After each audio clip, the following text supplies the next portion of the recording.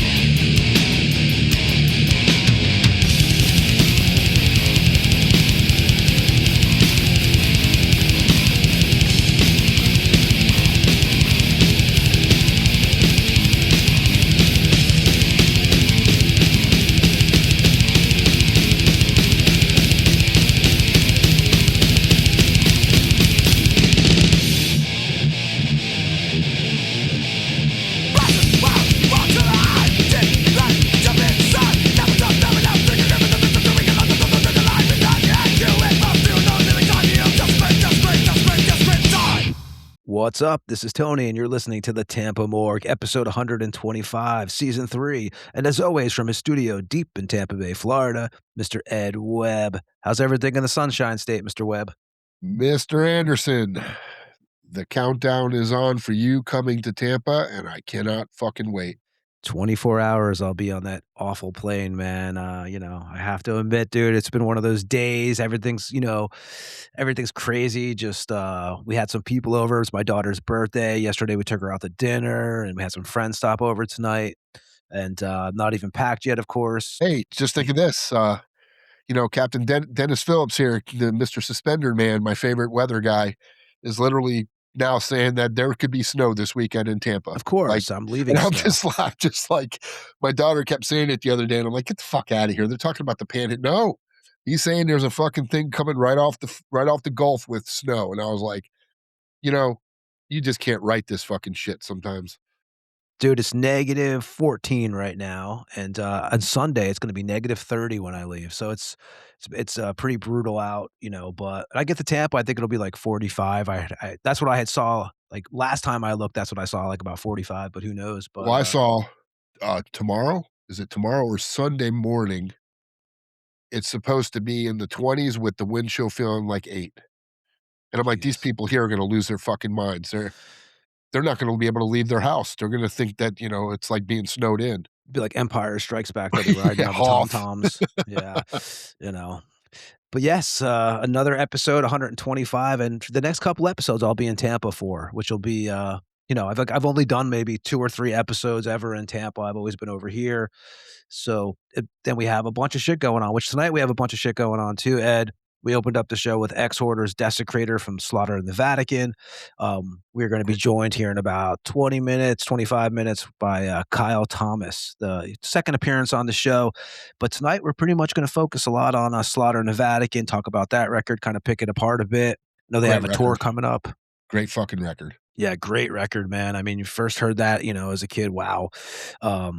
Yeah, but it's a great album, and we're gonna talk to Kyle about that. Kyle's also the singer of Floodgate and, Trouble. Trouble.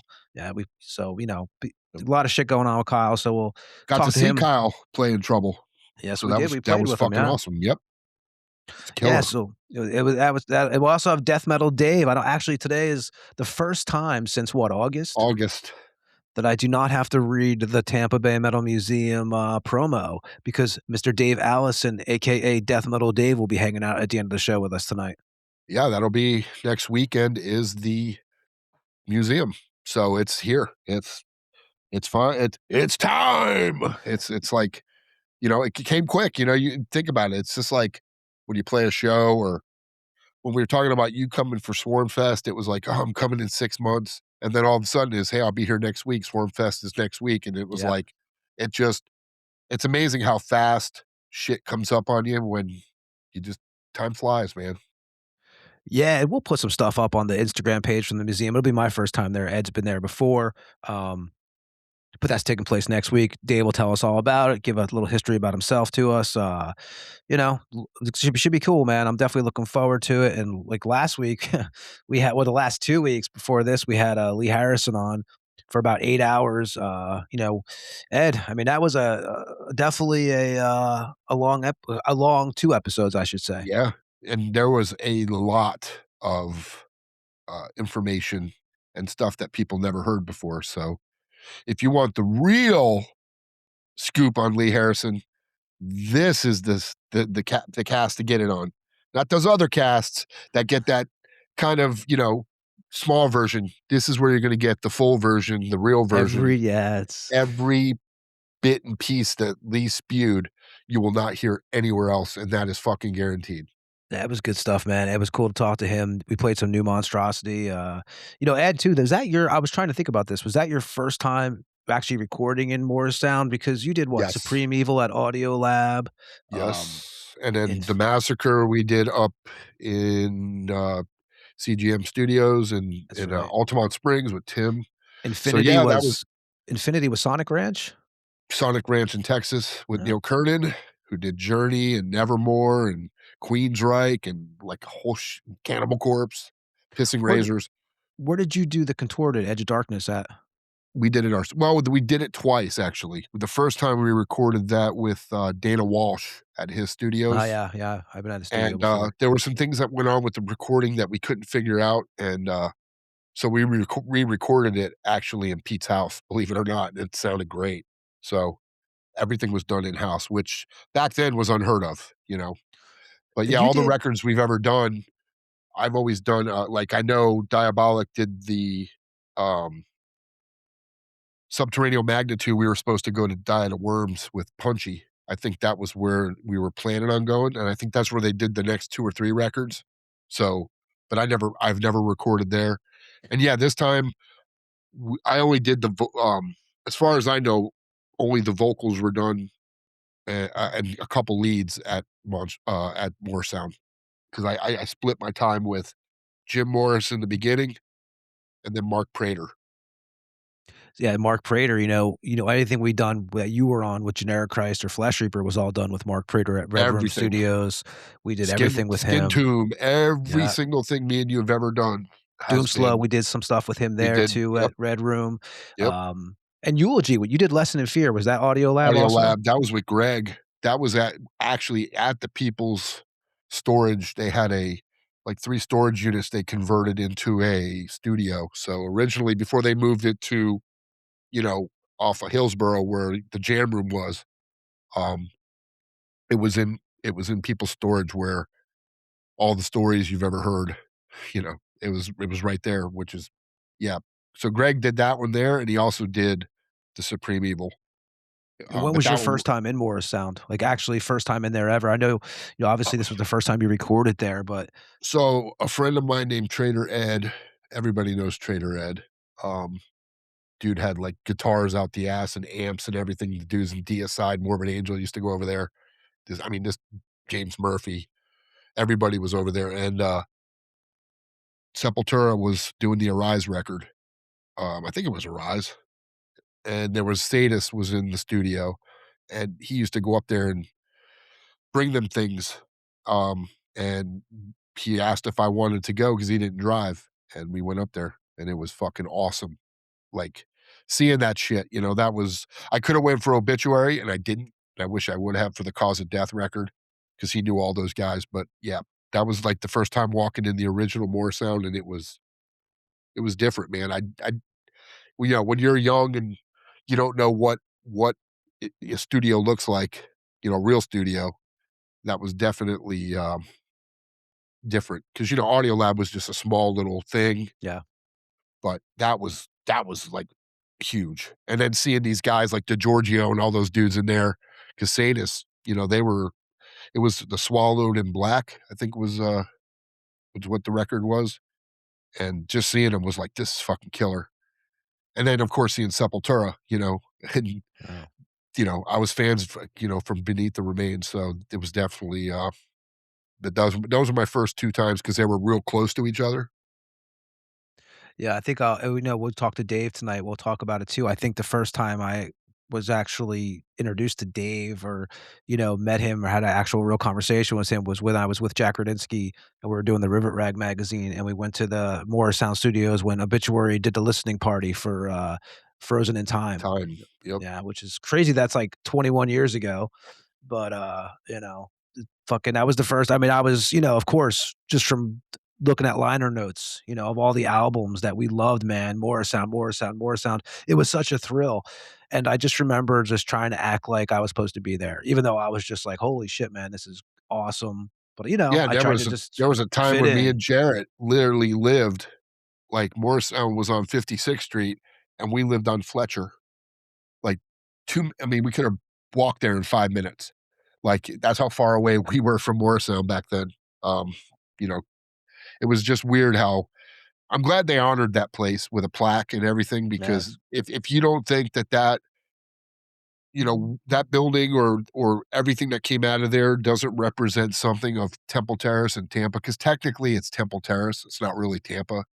But if you don't think Morris Sound really put that area on the map, that would be a shame. And I'm glad they honored it, because the Morris brothers, they built something huge. And of course, Scott Burns, all of them. And Prater, because Prater was there back then too. So yeah, I'm glad they're still doing it, because the new studio is definitely cool. And again, it's 2 minutes from my house. I could ride my bike there if I wanted to. It was so great just driving out of my driveway, and within a minute I'm pulled into Morrisound. I mean, it's pretty fucking killer. And the results will be out when for Screams from Beneath the Surface? March 13th. And definitely go check out the Colossal Rage, and go ahead and leave your shitty comments. We love it. Well, Ed, I actually was looking at a few comments here, man, and Uh, I will say this: there is like shitloads of killer comments, and just guys get a lot of respect, and but there's always those few, and I was just looking at some of them, and without getting too deep into it, I mean, there was pretty much the same focus was on most of the comments, right? Which you mentioned, you know, we mentioned last week a little bit on the show. Just a couple. What was it? The Brothers of Corpse Grinder. One guy called you guys. Corpse Grinder's doppelganger sounds pretty good. Doppelgrinder was another comment. Of course, that's not Jason Avery was another comment. When you ask for Cannibal Corpse and your mom says, you got what was Cannibal it Corpse at here? home? It says, yeah, when you ask for Cannibal Corpse and your mom says, you have a Cannibal Corpse at home, honey.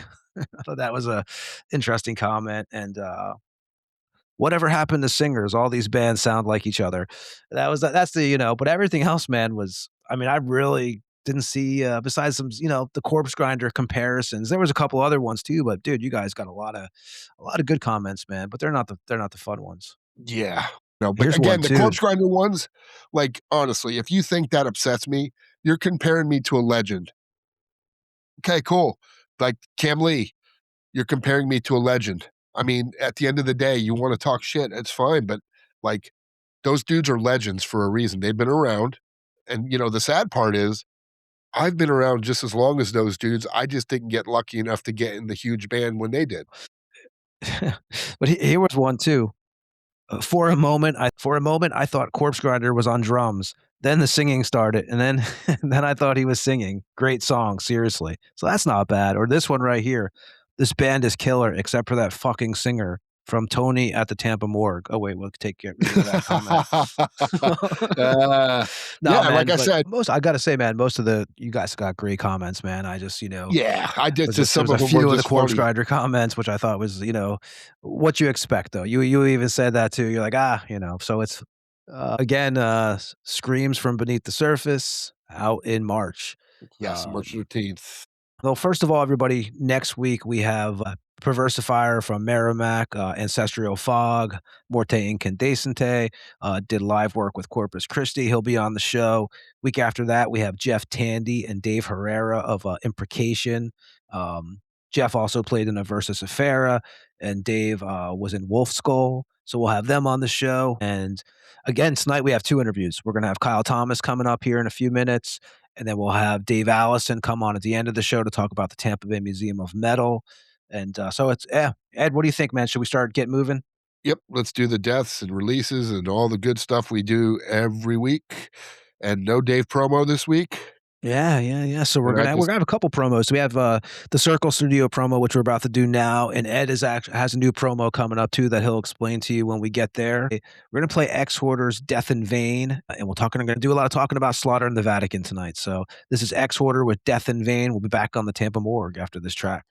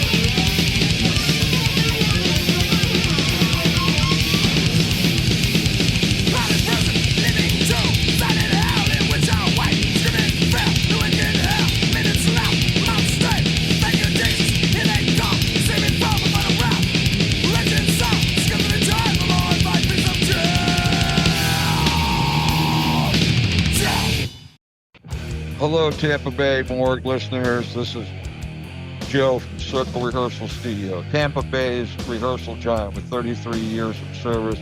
We know what you need to rock. Large, clean, quiet, cool, smoke-free, isolated rooms with the best gear at a musician-friendly price of $25 an hour. Professional, courteous, easygoing environment. Recently upgraded and remodeled with top-quality gear, Marshall, Ampeg, Pearl, Tampa, JBL, Yamaha, PPP, and more.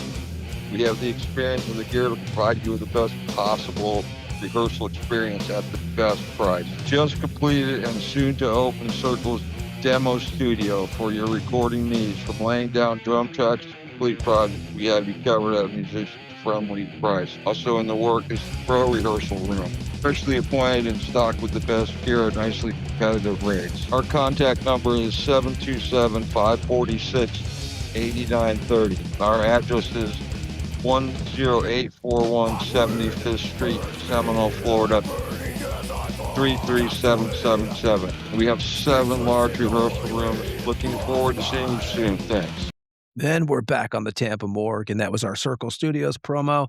Man, I remember like 20 years ago, more than that now, I believe, when it was located over there on Park Boulevard. The first time I ever jammed there, man, I was like a young teenager and just knocking on the door, and the door opens, and there's Joe, and just cloud of smoke behind him pouring out, and Black Sabbath playing in the background. Memory I'll never forget. I think every musician has plugged their gear in at Circle Studios at one time. If you're from the Tampa or St. Pete area, everyone is pretty much jammed there at one time or another. I know personally, I've written a lot of songs, a lot of records at Circle Studio, whether it be the original location or the second location.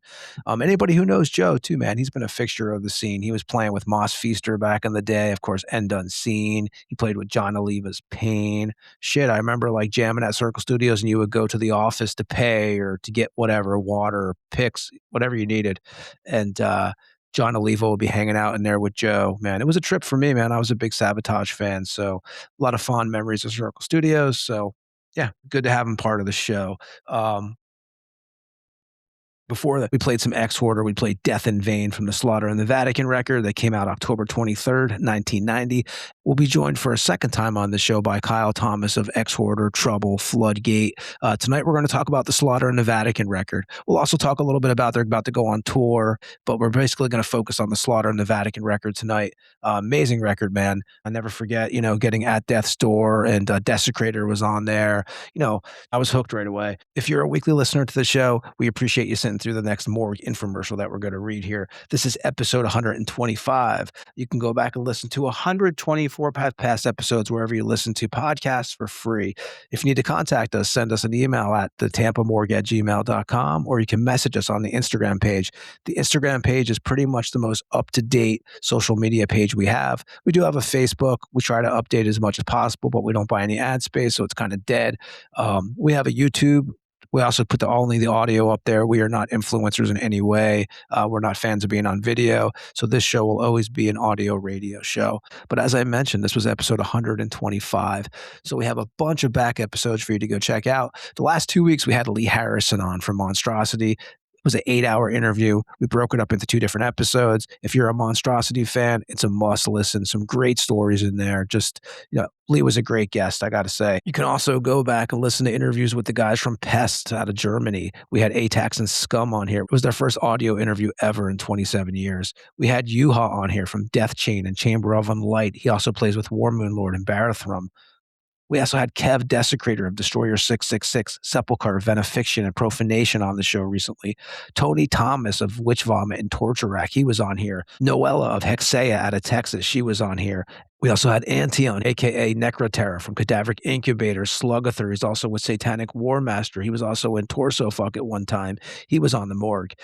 Our friend Vincent Crowley's been on here a few times from Acheron, Ex Nocturnus, the Vincent Crowley Band, and Infidel Reich. We had Jarno of Finland's Urn on here. He also was with Graves. He's also a former member of Barathrum. We had Yano of Anal Vomit out of Peru on here. Bloody F. Mess, who played with G.G. Allen. And Bloody F. Mess, there's some crazy John Wayne Gacy and G.G. Allen stories on that episode. W. Horror Preacher of Finland's Vomit Angel was on the Morgue. Sadistic Fornicator and Bassist The One of UK's Necromaniac, they were on the show. Chris Reifert from Autopsy Dropsy Abscess, Eat My Fuck, Violation Wound. He was on here.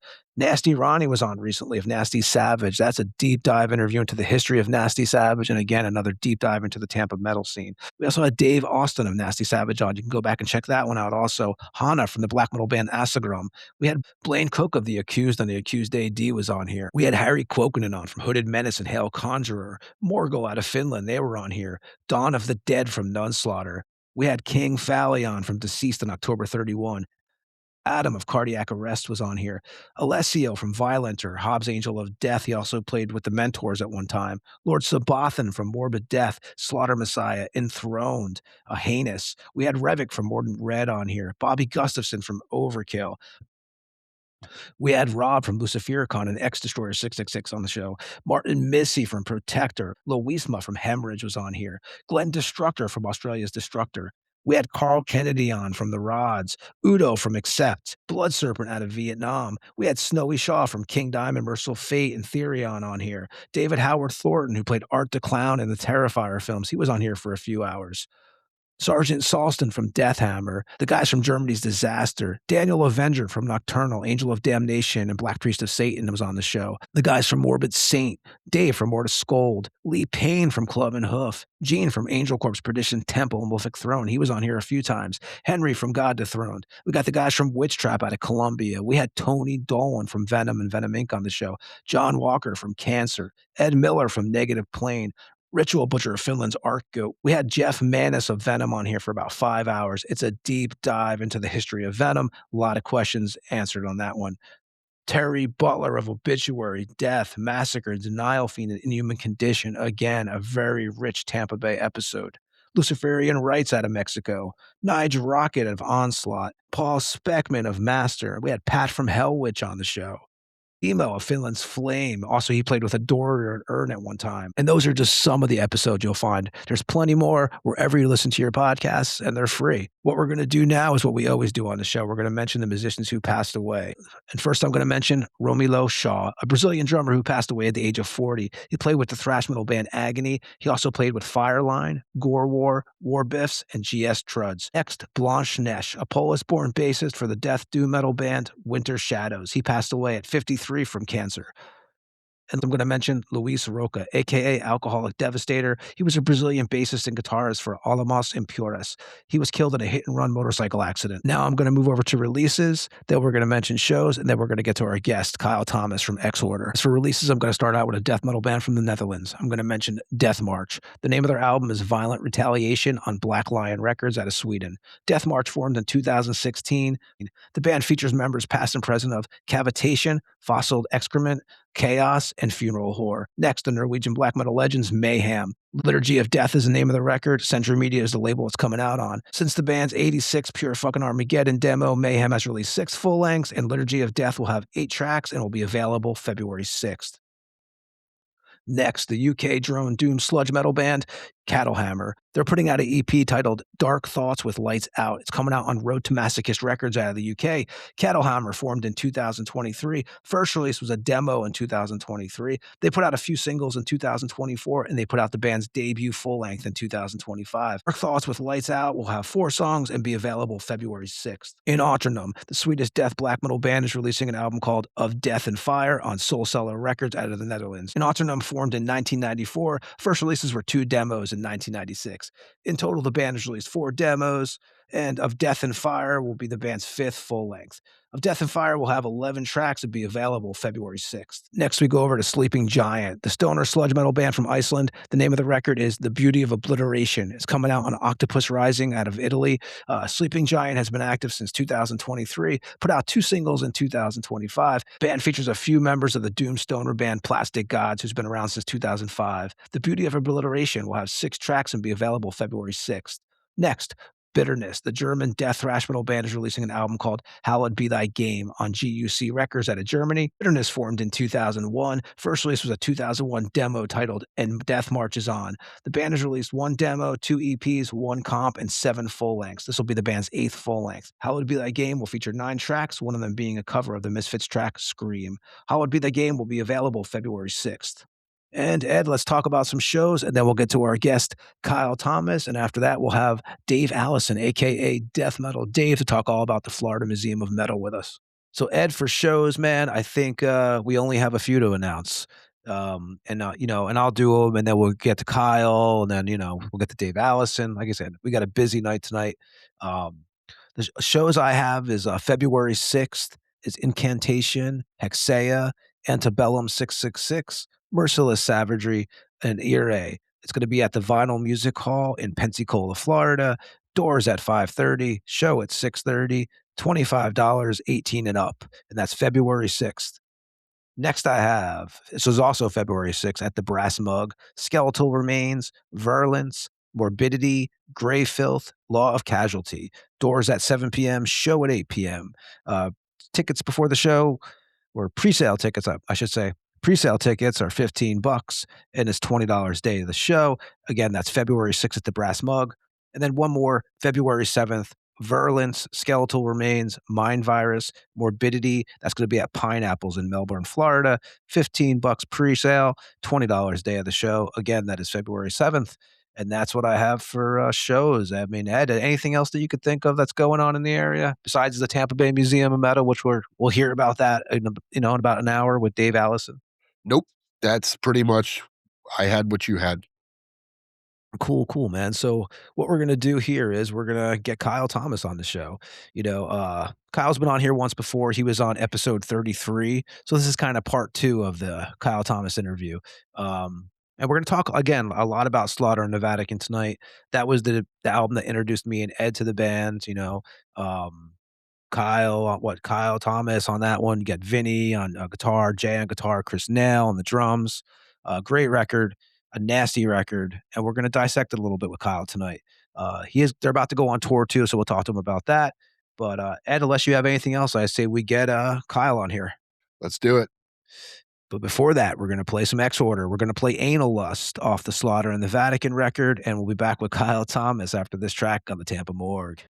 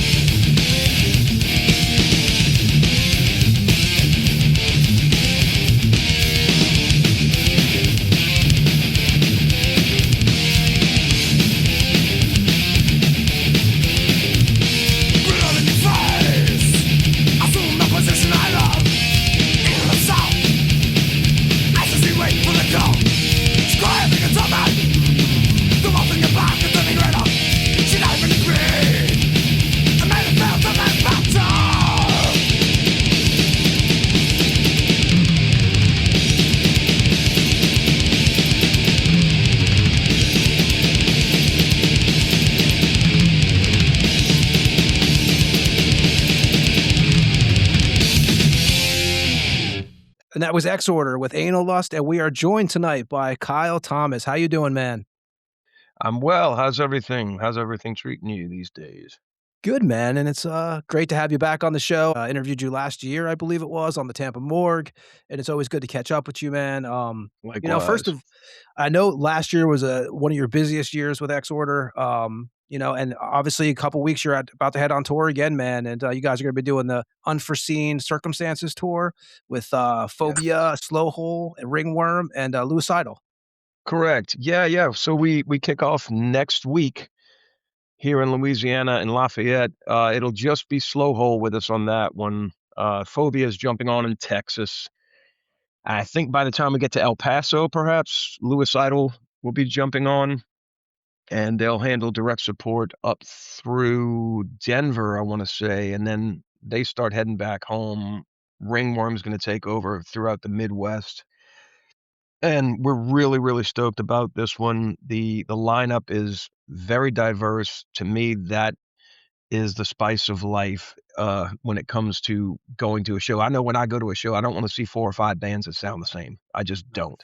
So in this instance, we've got Luicidal, who are, OG members of Suicidal Tendencies. They're one of the bands that helped bridge me from metal into hardcore and punk. So having them as an honor. Phobia are grindcore legends from back in the day. I want to say they started just maybe 5 years after Exhorder did, so they're definitely not new at this. They're vets. Ringworm, same thing. Was in Alabama Thunder Pussy in the early 2000s, and whenever we go through the Midwest, everyone was talking about Ringworm. Slow Hole is the wild card here. Don't show up late because you don't like the openers. You're gonna miss out. I told Slow Hole when we played a show with them last year, they blew me away, and I said, you guys make me feel like if there was a possibility to have a bastard child between Butthole Surfers, I Hate God, and Sonic Youth, that would be Slow Hole. It's definitely one to see. Nice, man. And so you guys been obviously doing this for a while, especially with this lineup with you, Pat, Sasha, and Jason. Are you guys doing like weekly rehearsals now, getting ready for the tour? Do you guys do that, or are you guys pretty much tour ready? Well, at the moment, I'm still in my home in Louisiana, so none of us live in the same state. Like Jason and Pat live the closest to each other. They're both in the greater Cincinnati area, but Pat's in Kentucky, Jason's in Ohio. Sasha's still out in Albuquerque, New Mexico, and I'm the last Louisiana resident in this band. So Jason and Sasha are actually in the studio right now laying down new ideas for a follow-up to Defectum Omnium, and it's very early stages. We're just kind of seeing what throwing anything at the wall and seeing what sticks. But I'll be heading up on Saturday, and probably since it's a travel day and I get there in the late afternoon, we're just gonna take a day of rest there, and Pat's gonna come on over Sunday, and we're gonna jam for about 3 days and then pack up and run. Nice. Nice, man. And I want to give you a couple minutes here too. I know you lost a buddy, someone who played with Exhorder in 2011. Hey, Casado. Yep, Jorge, or George, as some people called him. He was definitely a fixture in our scene. I first met him probably the late 80s when he was coming to shows, and he was just always the kindest, most enthusiastic, most supportive guy, and an amazing musician. He was like fully accomplished jazz bassist, just really knew his theory, but a kind-hearted, sweet soul that wouldn't hurt a fly. And he absolutely paid a price for something that he didn't deserve, in my opinion. He succumbed to colon cancer, and this guy was not a drinker, a smoker, didn't do drugs, and his only vice was eating. And there's a lot of cruel jokes in the world, one of which is that the good die young. And I'm sorry, I'm going to put my phone on do not disturb. No problem. So unfair, 100% unfair, and it just is what it is. but we honored him this past weekend at our Judas Priest tribute show that we had, and there's just been an outpouring of love for this guy throughout the industry. I just saw that Deaf Forever magazine from Germany shared my post about him. I think George would have been tickled pink to know that people in another country felt it worthy to put him on a news headline. So even in death, I think Jorge would have been touched by that. So we miss our dude, Georgie boy. We love you. Equally adept on the guitar as he was on bass, and just the best friend you could ever have. And he was Colombian born, right? I know he moved to New Orleans like at 3 or 4 years old, but he was actually born in Colombia. You know better than I do. He was from around here. He's from Chalmette, which is a part of the greater New Orleans area. Kyle, as we get older, man, obviously you've seen it with Frankie, obviously passed away in 2011. We see it as just music fans with Ozzy, Dio. I mean, Eddie Van Halen. I mean, just think of the names that are gone now. John Sykes, Dimebag 2004, Vinnie Paul, and then Ralph Santola, even, Tampa guy who I know you had the Project Devil's Highway with and stuff, man. Is it, as we get to this age, because I think me and you are about the same age, man, do you ever just look back and say, damn, man, like, every time you turn on Facebook, right, is a different person gone and stuff like that. And it's kind of a reality check at this age. Yeah, unfortunately, life is fragile, and I feel like I'm fortunate to be where I'm at because I put myself through the ringer quite a bit when I was young. So did a lot of my friends. So I've got quite a few friends that it's like, are you Keith Richards' son? Because you just can't kill bad grass, right? But it just goes to show you that you can take care of yourself, and nobody's safe from an early death. So I don't know whether you choose to live on the edge or just walk cautiously on eggshells, taking the greatest care of yourself. The most important thing I can say is at least get the most out of your time while you're here. Enjoy yourself. Eat the fatty foods from time to time. You just can't do it all day, every day. Enjoy the drink if the drink doesn't destroy you. I don't know. I can't stress enough how grateful I am to be here, and that if you haven't told your friends how you really feel, don't worry if it sounds mushy. I think sometimes the bro code is we don't talk about love, and I think that's a mistake. It's okay to say I love you to your male friends, and it's not any kind of slight on anybody. It's better. Like I feel bad because I didn't reach out to Jorge. My wife talked to him regularly, and she told me the other day, she's like, you need to reach out to him because he doesn't look good. And I said, well, I'm going to see him on Saturday, so I meant to try to send him a message to at least say, hey, I'd like to see you on Saturday throughout last week, and I just dropped the ball on it and didn't. And by the time I got the news it's too late, I fucked up, man. I didn't get to say goodbye to my friend, and I regret that, but I know he knows how I felt about him. So I was always very warm, and we always gave a hug and kiss each other's forehead. I love you, man. So there was never any doubt there. But don't do it to yourself. Tell your people that you love them. Definitely, man. And I'll lighten things up around here now, man, a little bit too, and as I said before you came on, we opened up the show with Dissecrator, and then we played Death in Vain, and then before you came on was Anal Lust, man. So I'm going to start out there. When we had you on the last show, there was some stuff I wanted to ask you that I didn't about the Slaughter and the Vatican record. I figured you've probably been answering a lot of the same questions the last couple weeks, on the tours and stuff like that. So I figure, I'd switch it up a little bit. I mentioned to you last episode that when I interviewed you 20 years ago, you actually emailed me the lyrics to Anal Lust, because it wasn't printed. Yeah, it was. I apologize. Back in the day, and I remember, I'll never forget when I pulled out the record and sorry, lyrics too brutal to print, figure it out, print it on there and stuff like that. Now, who wrote the lyrics? Was that, because I know the writing credits for that song is, I think it's Chris and Vinny, right? I am 100% proud to announce that I had nothing to do with the That's writing what of I was those thinking. lyrics. That's what I was Wasn't wondering. me. Yeah, that's I mean, and yeah, that's definitely an intense tune, man. Even in 2026, so that tells you something because we've all been desensitized a lot. But that's definitely a track, man. And I want to go over some of those tracks, and I want to ask you, because you have writing credits on all the rest of the tracks on that record. But I want to mention a song, man, and tell me like if you remember when you wrote it, and if there's no memory from recording it, that's fine too. But if there is, maybe mention it. But I'll start out with "Death in Vain," man. Do you remember when you? Because one thing about Exhorder, I will say, Kyle, is the lyrics are fucking great on that first record. And when I was a kid, I was hooked right away. There's just some of the phrases on that record, I mean, they're just amazing. And for you, I mean, I would like to get some of your feedback, man. When did you Death in Vain? Do you remember when you wrote that song?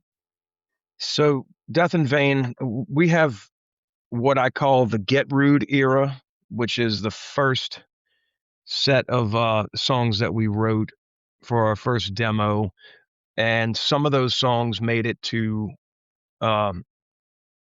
Slaughter in the Vatican. A lot of those songs, probably most of them, made it to Slaughter in the Vatican album. A couple of them didn't, and we ended up using either On the Law or More in the Southern Skies. But then the next set of songs that we wrote were starting to get more complex and involved, and I call that the Slaughter in the Vatican era. The first of those being Death in Vain. We wrote Death in Vain, Desecrator, and then Slaughter in the Vatican in that order. So Death in Vain was, I mean, if you listen to it, it is like an undeniable child of Slayer, that traditional thrash kind of thing. It's got that middle groove, and that's definitely a staple New Orleans thing for sure. But we were listening to a lot of Slayer, of course, and when we wrote that, it felt like just such a dark song to me and I'm a gigantic Edgar Allan Poe fan, so I kind of took a nod from Poe about what would it be like to be buried alive. So Death in Vain is lyrically a song about someone being buried alive, and basically everybody realizes right at the end that, oh no, he's probably not dead. And as they dug him up to save him, they open the casket and he takes his final breath. So Yeah. yeah, I mean, I was 17 years old when we wrote that. okay, we'll go to like Homicide next, which we actually, I got to say, we talked about Anal Lust being a fucking song. I remember when I was a kid and I heard, Homicide, some of the lyrics in that was just like, holy shit, man, So Homicide's a little bit of a touchy subject for me because I wrote a portion of the lyrics to that song. I gave the song the title, and when it was handed to me, it was called Blood and Guts, and I'm like, we're not calling this song Blood and Guts. It's not happening. So I tweaked the chorus, rewrote some of the lyrics there, and some of the lyrics, a handful of lyrics throughout the rest of the song. But I gave the song its name, and for whatever reason, someone felt it necessary to leave me off of the writing credit. So I'll leave it at that. And a Desecrator, which obviously, I have to, for me, man, I don't know how big of a thing this was for Exhorder, Kyle, and I wanted to ask you this. At Death's Door, which was the Roadrunner comp, had Believer on there, Sepultura, Deicide and stuff. You guys, Sadis, so that's when I first actually became aware of you guys. First, the first question to that is, did you realize how big of an impact was at Death's Door for you? Did you realize that many people were learning about the band through that release?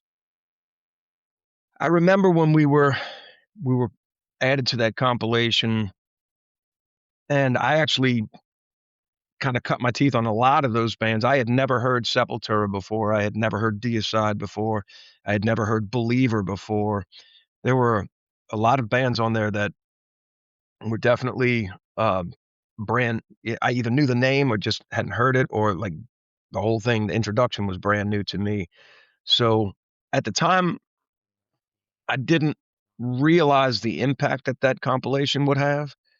And to this day, that song is definitely, we owe a lot to that particular compilation for the popularity of that song. That song is constantly in like the top 3 to 5, sometimes even 1 or 2 on our Spotify monthly insights. So without a doubt, we made the mistake one time of not playing it live, and when we got off stage, there were people that actually wanted to fight over that song not being performed that night. So it was like, well, I guess we can't ever skip that song on the set list, and it's the only time we ever left that song off the set list. And usually we close with it. We close with a medley of Exhorder into Desecrator, and it's been pretty much the pinnacle of our show for the last few years. Do you remember when you actually wrote the particular lyrics to that one? When you write that song, are you like, hey, we have something here with this one? Or was it just kind of like, oh, here's another song for the record? That's one I wrote about half. That song was about half finished when it was handed to me. There were some songs in the very beginning that were written before I was the last original member to join the band. So some of the early lyrics were handed to me, not that many, but a couple of songs here and there. So when that one was handed to me, it was kind of about halfway there. And so I took it, rephrased the vocal delivery, because the way it was handed to me was very like, my religion is myself, and desecration's my belief. And I just felt like it was a little too cookie cutter and boring. So I threw that little counter rhythm thing in there to give it a little more flavor, because that song is got a herky jerky groove to it. And I felt like the vocals needed to kind of emphasize that. So all of the little spots in there that either didn't have any lyrics at all, vocals at all, lyrics, or there was just something there that wasn't that great, I cleaned it up, finished it up. So yeah, I guess I wrote about half of the lyrics to that one. But yeah, that's an angry, mean song, and that's definitely what we were about at the time, was writing what I equate to as like a horror movie. So I always called it horror music. Songs about bad people doing bad things, and that line in there, usually defecate before the holy world's that's one of maternity. mine. Damn, That's one of mine. That's like, I mean, that ranks right up there with, what was it, Homicide, Slit Her Throat. I mean, I was a kid, when you're 14, you're like, man, I've never heard bands say this kind of shit. Like, this is just blatant, like, fucking drag you out of the car. Yeah, well, I went to Catholic school, so it helped to have a knowledge base of all of these things. And also I was a huge fan of horror films. So a lot of the lyrics in that song were probably inspired by The Exorcist. No, it's a great. And the song Exhorder, which, I mean, as from the reader not the song The Exorcist, the movie. Yeah, exactly. Yeah, exactly. How about the tune Exhorder itself? So that was probably the last of the Get Rude era songs. That one was recorded on our first demo in 1986. And that song was, we were going to punk rock hardcore shows, and then when we debuted on our live debut was on the punk rock scene, because the heavy metal community just didn't even know what the hell to do with us, and they didn't want anything to do with us. So the punk rockers embraced us. So that song has a very punk feel to it, and I figured that vocally it kind of needed to emphasize that, and lyrically, it's about a selfish asshole who goes out and does whatever he wants, and no regard for anyone but himself. So it's funny because we we always announce before that song when we play it live, how important it was to us to be a part of the punk rock community. And, I kind of talk about unity and all that stuff. And then I go into the song singing about a selfish asshole. Yeah, I'm gonna play. So really fast, I'm gonna play Homicide actually, and we're gonna come right back here with you in a minute, man. This is Exhorder with Homicide off Slaughter in the Vatican, and we'll be back with Kyle Thomas from Exhorder here in a minute.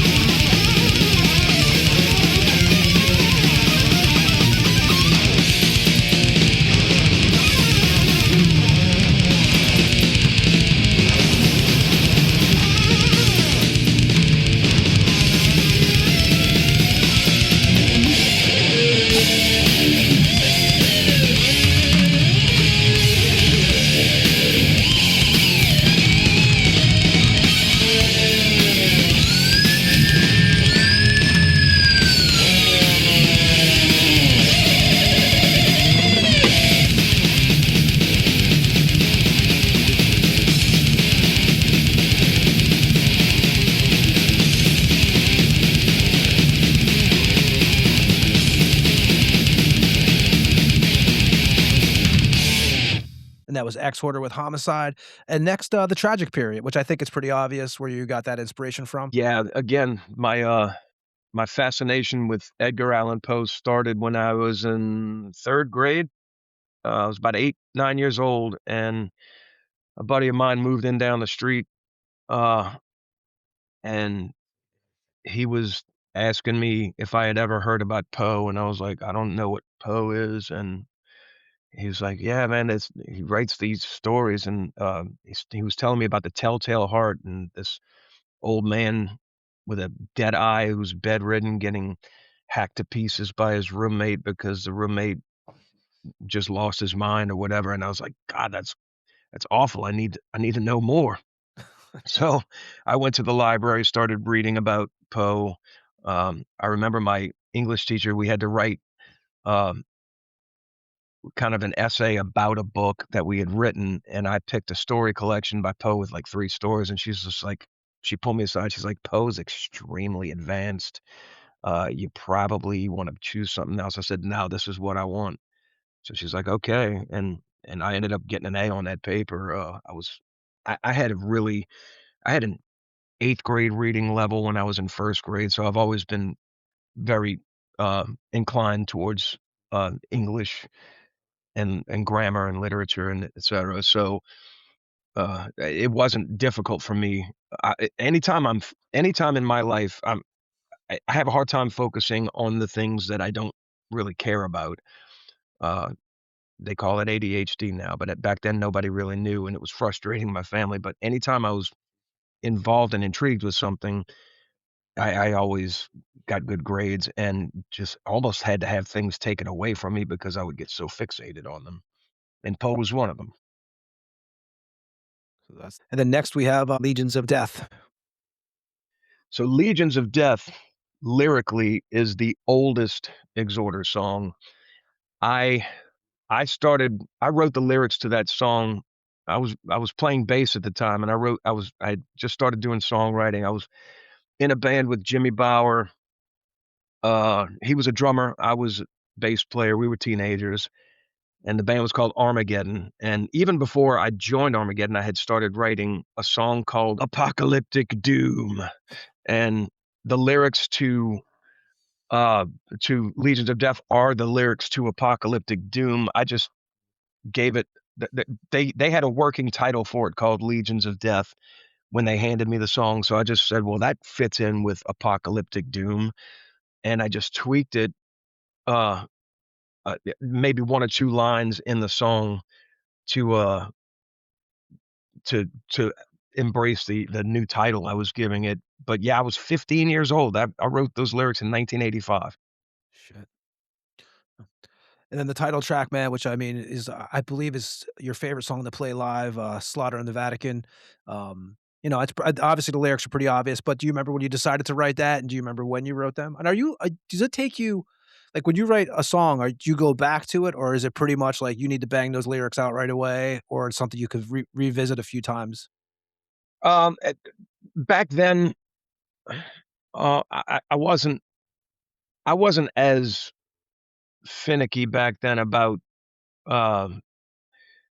revisiting when in the songwriting process. About like today, I always say throw it against the wall and see what sticks. If there's 6 parts in a song and 4 of them are great and 2 of them are kind of so, they've got to go. If I ask myself, would I spend money on this, and the answer is no, it's got to go, and we either rework it until it works or trash it completely and put something else in there. But back then, there was a little bit less of that. However, I was young and had a lot to say, so I think lyrics came more naturally to me then. Now lyrics are just a pain in the ass. But I still have to make sure that the lyrics are engaging and interesting for people. So I have to be a little bit more particular about it today than I was back then. That one was very, very honest and heartfelt, though, because I went to Catholic school. I was indoctrinated into Catholicism. I was a practicing Catholic with my family. My mother took us to church on Sundays. And it wasn't until I served as an altar boy when I was in about 5th grade, and it didn't take me long to see I don't want to be around these people. They're hypocrites. 90% of the people in the front row are ass kissers, and I could just tell that there's like this pecking order and ass kissing that goes on, and I was like, I'm not about it, man. I'm not interested. So I left that, and then that was the beginning of like, man, like there's like a couple of priests at our parish that are like really cool, nice dudes, and the other ones are just old dicks. You could tell they hate kids. Like, why are you a a a, a pastor at a parish where there's a school involved if you hate kids? Like, it didn't make sense to me. So I then went to high school, a Catholic high school. I didn't have a bad experience there. I actually enjoyed going to school there. Made a lot of lifelong friends, but again, like just the forced Catholicism in my life. It was by the time I was 17, I was over and done with it, and I had already made the decision to stop going to church. I was at the time self-proclaimed agnostic, so those lyrics just fell right out of my mouth, out of my hands into into the pen, into the paper, and then I just started screaming them along with the song. That was it. And, and I'm a big liner note guy, man, so I do wanna ask you too, because I want and speaking about your lyrics really fast too, I do have to say, man, which I'm gonna talk about Scott here in a few minutes, but Scott was a huge fan of your lyrics, man, which I think says a lot with all the bands he dealt with. But, I read Burns' book, and gave you props. Oh man, that's cool. Look, that guy is salt of the earth. After we recorded the album, we didn't stay in touch, and I wish that I had, because he and I really, really clicked in the studio, not just musically, but as people. And I just really always liked the guy. Um, but I want to say, when wasn't there a book written about him recently? Yeah, yeah, And so I was interviewed for the book, yep, you're in there too, and the yep. guy that wrote the book told me, he said, I can bridge you guys if you want. I was like, please, please give him my number. So I was in the car with Jason and Sasha one night when we were uh, doing in the middle of the recording process for Defectum Omnium, and the phone rang, and I looked down. I was like, dude, y'all not gonna believe this. Scott Burns is calling. So we got on the phone and caught up, talked for about an hour.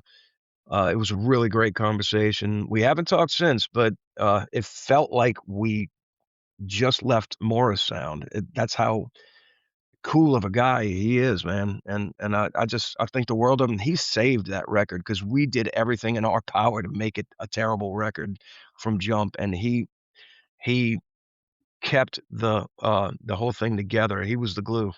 He actually said to again, in his book, man, he says that, Slaughter in the Vatican to him was one of his favorite records that he worked on. He ranks it right up there with Terrorizer's World Downfall. You can always talk about what you want, but about when you got arrested for, stealing street signs by Morris Sound. The one and only time in my life I ever went to jail, and it's a true story. Shit, how old was I then? I was 19, 20 years old, and we just left. We were staying at this, just like a seedy drug motel, not too far away. It's all we could afford. And in between the motel and Morristown was a Burger King, and that's all we could afford to eat was fast food. So stopped at Burger King to get something to eat on the way to the studio. And as we left the drive-through, came back around to the red light, and I looked down out the window of the van, and I saw a broken street sign, and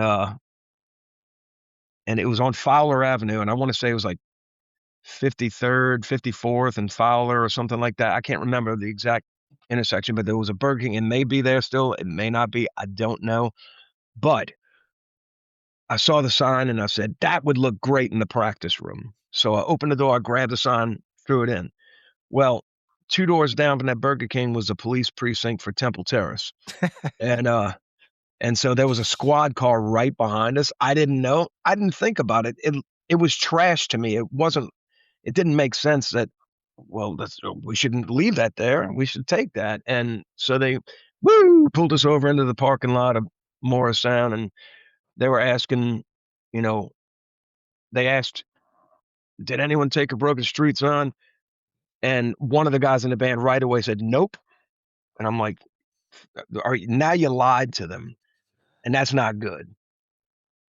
And so they were like, all right, well, if somebody doesn't fess up to who took it, y'all are all going to jail. And I wasn't going to let my guys go to jail on my behalf. So I said, it was me. I said, but I didn't know it was like city property or anything. I thought it was trash. And so they went and talked to each other, and they came back and they started cuffing me. And later on, I At was like, Morris man, Sound, they did this? in front of Morristown, yeah. Yeah. So I asked him, I was like, well, come on, man. I'm like, I answered your questions. I was honest. I give it back. I'm not doing anything really inherently bad here. They're like, yeah, well, it's the middle of the day, and people see this, and y'all aren't from here, and they expect us to make an example. I'm like, whatever, take me to jail, man. And Tom and Scott got you out of there. They bailed you out? Yeah, they fronted the money to get me out of there. It came out of the budget now, but they fronted the money because none of us had a dime, so two of the guys in the band, one of the guys in the band and the guy that was with us helping came and bailed me out. And when I got back there, I found out that a couple of guys threatened another dude in the band within an inch of his life because he was going to eat my Burger King. He's like, well, Kyle won't be needing this now. They'll feed him in jail. Okay, as an Exhorder fan growing up, there was a lot of rumors about you guys being like this rowdy, crazy band and stuff. And even I actually have, when the law came out, they put, I still have the hype sheets that came inside the record and stuff. Yeah. And in there, which I have it right here, actually, it talks about how it says Vinny and Chris got in a fight and Vinny went to jail and had to go to like these Anger anger management, courses. yeah. Is this true or is Yeah. this just hype for the No, record? that's all true. That's all true. We always broke up for dumb shit like that. There was always a level of violence within the band. There was very little mutual respect on everyone's part when it came time to debate, like, well, I don't like this part in the song, or like, I don't think we should do this, or this tour is not a good idea. Whenever a certain contingency of people back then didn't get their way, it escalated to violence, and that's why the band broke up so many times. And also, man, as like again a liner note reader as a kid, man. So there was a liner note in the album for Slaughter that said, "What was it? Jerry Ramos, who got you guys tossed out of a King Diamond concert." What was the story about? I've always wondered that when I was a kid looking at this. Do you remember being tossed out of a King Diamond concert or no? I didn't go to that concert. My brother went with some of those guys to the concert. I didn't go to that concert. The legend at the time was one of the guys in the band had a shirt that said, "Kill the posers." It was a homemade shirt, and on the back of the band, it said, "The following bands are posers," and then they listed some of the local bands in town, and so, of course, all of those bands wanted to fight. So, we'd be playing a show, and, like, 30 dudes from from other bands would come and wanna fight, and it's like, I don't know, to me, I had a lot of friends in those other bands. It didn't bother me that those bands were different, but this was the whole posers must die era. Yeah. I'm so glad it's not like that anymore. It's so juvenile and dumb. You guys had the Poser song back then. That's true. That was probably the very first original. It was a fun song, but it was Stormtroopers of Death worship. It was. So it never made it to an album. And obviously the back of the record sleeve, or the back of I think it was actually the same photo you guys used for At Death's Door. What do you remember about shooting with the palm trees? Is there anything you remember about shooting that photo? So we did a photo session specifically for the album, and the photographer took us to these locations that he knew, and he took us to that church, and he's like, this church has a slight resemblance to the Vatican. Since your album slaughtered the Vatican, let's do it here. Well, when the album came out, I showed it to my parents, and my mother goes, "Oh, Kyle, I was baptized in that church. Your father and I were married in this church."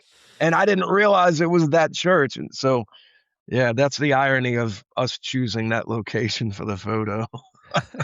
And did you guys all get the Exhorder tattoos, or was that just you, three of you, or did Chris have one too? Jay, Vinny, and myself, we all had the tattoo. Chris never did get it. I don't think Chris has any tattoos to this day. Frankie might have gotten it. I don't recall if he did or not. He was always kind of on the fence of, not being in the band back then, which is dumb because he was dedicated as could be and loyal. But I think he refrained from getting the tattoo in the event that he didn't last in the band. Andy, our original bass player, wasn't a tattoo guy either. So that was it. It was just the three of us. I'm going to play the song Exhorder now, and we'll come back in a few minutes with you. But I have one more question with the law, man. The back photo, it was a totally different look than the first album. I remember that when it first came out, too, that back cover. It kind of has that, I think of the New Orleans, they always say, "Don't go in the alleyways." Kind of has that look to it. So where was that shot? So that's on Fulton Street in New Orleans. And that particular part of Fulton Street is still cobblestone. That whole setup is still there. There's a place called Ernst Cafe that it's right next to. And that was another thing. It was like a damp night, and we had been shooting a little bit during the day, but we finished up the shoot at night. And so the guy had a ladder, and he got up with an overhead view, and it just looks like you just turned the corner and found the group of people that you didn't want to turn the corner and find, you know. I see a lot of photos now that resemble that photo, that angle and that shot. Really? I always think of the Law, man. Oh, that's Yeah, cool. So, yeah. So I'm That's going to play Exhorder, and we'll be right back with Kyle Thomas after this track on the Tampa Morgue.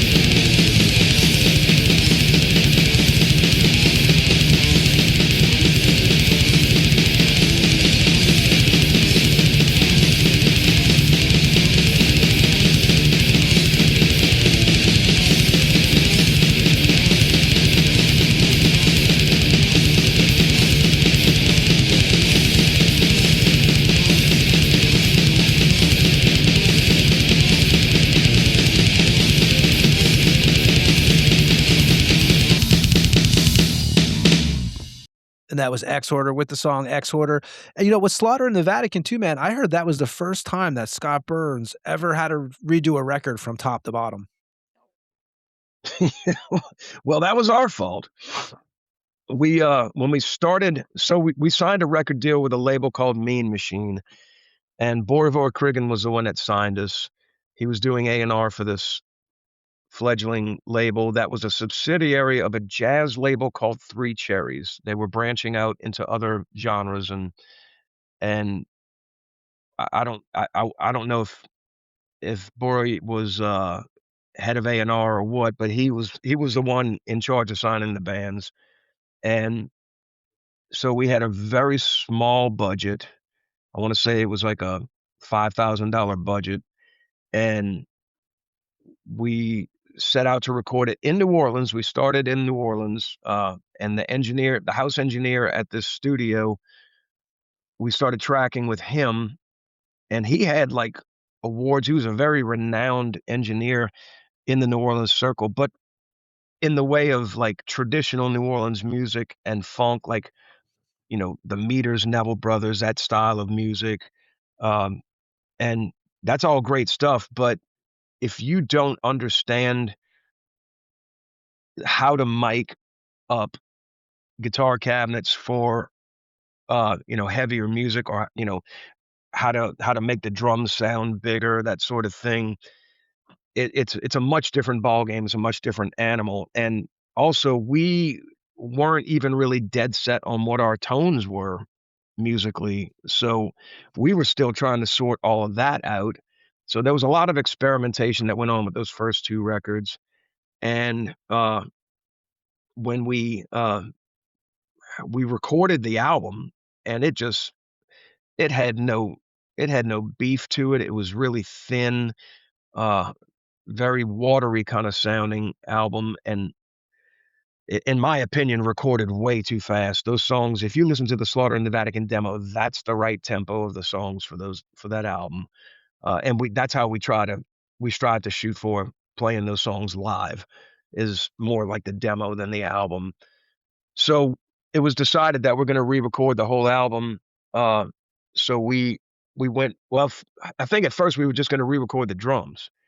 So we went in to do the drums and doctor them up some, and then they were trying to doctor them up to get them to sound better. And then when we were there, we were like, well, the guitar tones could be better. We might as well go do that. And this is all at Morrisound. And then that label folded while we were still in the process of trying to fix the album. So Road Racer RC bought the contract and took over, gave us a few more $1,000 to finish the album. But their idea was just re-record the whole damn thing with the template that we already have. So they overdubbed the guitars, overdubbed the bass, overdubbed the drums, and I overdubbed the vocals. So instead of just redoing the entire album, we did patchwork on a damaged product. So the only thing from that original session, besides the vocal chant that I did in the beginning of Slaughter in the Vatican, and some of maybe the acoustic interludes, the rest of it was re-recorded completely. It was a process that I'll never forget, because Chris had to redo the drums just listening to the music. There was no click. We didn't play to a click. So he redid the entire drums on that album, and it's amazing what he did. But I feel like, I know what it's supposed to sound like, and I can tell that it was done this way. So I get no enjoyment out of listening to that recording. And I can't credit Scott enough to saving that album, because that album was doomed from jump, and it was our fault, and he saved the day. I said that before, and I'll stand by that. The baby crying, where did you guys get that sample from for that? Just a stock CD with effects. If you listen to TV commercials, you can hear that same baby cry in TV commercials. There you go. The album cover for that, which one of my favorite album covers from that time period. Did you, Vinny, Chris, and Jay have any say in that artwork, or what that Matthew did, or how did that work out? Originally, one of our friends from the punk rock scene, Karen Barranco, did the artwork for our T-shirt before we even recorded the song. We did a Slaughter in the Vatican T-shirt, and she actually depicted it. It's online. You can find it. She depicted not just the Pope, but Pope John Paul II, who is now Saint John Paul II, hanging from our logo on a noose dead, with women and children crying and praying at his feet, with the Vatican burning in the background. And Roadrunner determined that that was too much to release as an album back in the day, because he was the current Pope, I guess. And they didn't want, they chickened out, to be fair. They chickened out. So they hooked us up with Kent, and Kent did the alternate version. I hated it at first, and in retrospect, I like it now because it's pretty cool artwork and it's become iconic. But I hated it because of Road Racer chickening out. I felt like if we're gonna do this, we're gonna have all this awful content on here. You can't do it halfway. Did they And I ask you just to felt leave the like lyrics out too for Anal Lust? Was it the label, or did they you guys decide decided to do that? it was their choice not to Okay. print the lyrics. Yeah, and that cover. What is your, obviously your parents, what was their reaction when they saw the Slaughter in the Vatican album cover? Well, the first time that my dad saw the T-shirt with the Pope hanging from our logo, it was my brother's shirt, and he came home from college for a weekend to do laundry and wash the shirt. My dad thought it was mine, and he knew it was my band, so he took a pair of scissors and ran it right up the middle of that shirt, and then displayed it on the countertop in the kitchen for me to come home from school, because I was still in high school, and his triumphant defeat of me. And I walked in, I was like, "What'd you do that for?" And he's like, "Because, you insulted your mother and blah, blah, blah, blah, and you're not gonna have this shirt in my house." I said, "I don't have this shirt in my house. It's my brother's shirt, Dad. You just cut Kevin's shirt thinking you're gonna get at me." "Well, still, it's your band. Your mother's crying in the other room." And like, I went in there and she wasn't crying. She was just like, "Geez, Kyle." I mean, but at the time, that's how my dad and I were. We were kind of like this, but butted heads a lot as a young man. We sorted that out as I got older and became a dad and everything. But at the time, yeah, I was the rebellious youth, and my dad's like the only straight-laced guy in my family. Everybody else is a creative. We're either artists, writers, or musicians, and he's the only one that was just, played ball in high school, was in the Navy, coached our sports teams on the weekends. He was just an, you know, baseball, hot dogs, apple pie, in America kind of guy. And he never understood it. But to be fair, he was very supportive. He always made sure I had musical instruments. He made sure I had lessons, and then he would come to the shows and support me whenever he could. So, I think that was just a normal father-son clash at the moment. But yeah, they did not care for that album cover. They didn't care for the content. But over time, I think that the dust settled on that, and they just understood it was not much different from a horror movie. They just saw their young son becoming an adult and felt like, oh my God, did we just lose him? Yeah. And I'm still the same guy I was back then. I just have strange interests.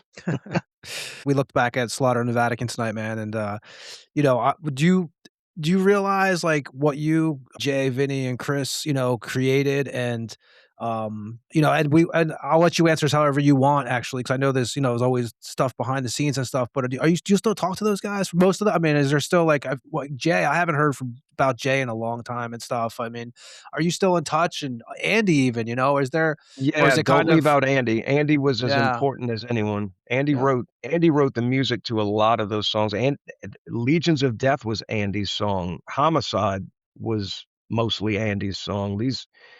There's been this myth about us that one person wrote all these songs, and it's bullshit from top to bottom. In the very beginning, we had 5 guys and it wasn't Jay in the beginning. It was a guy named David Main, and he wrote a lot of the material.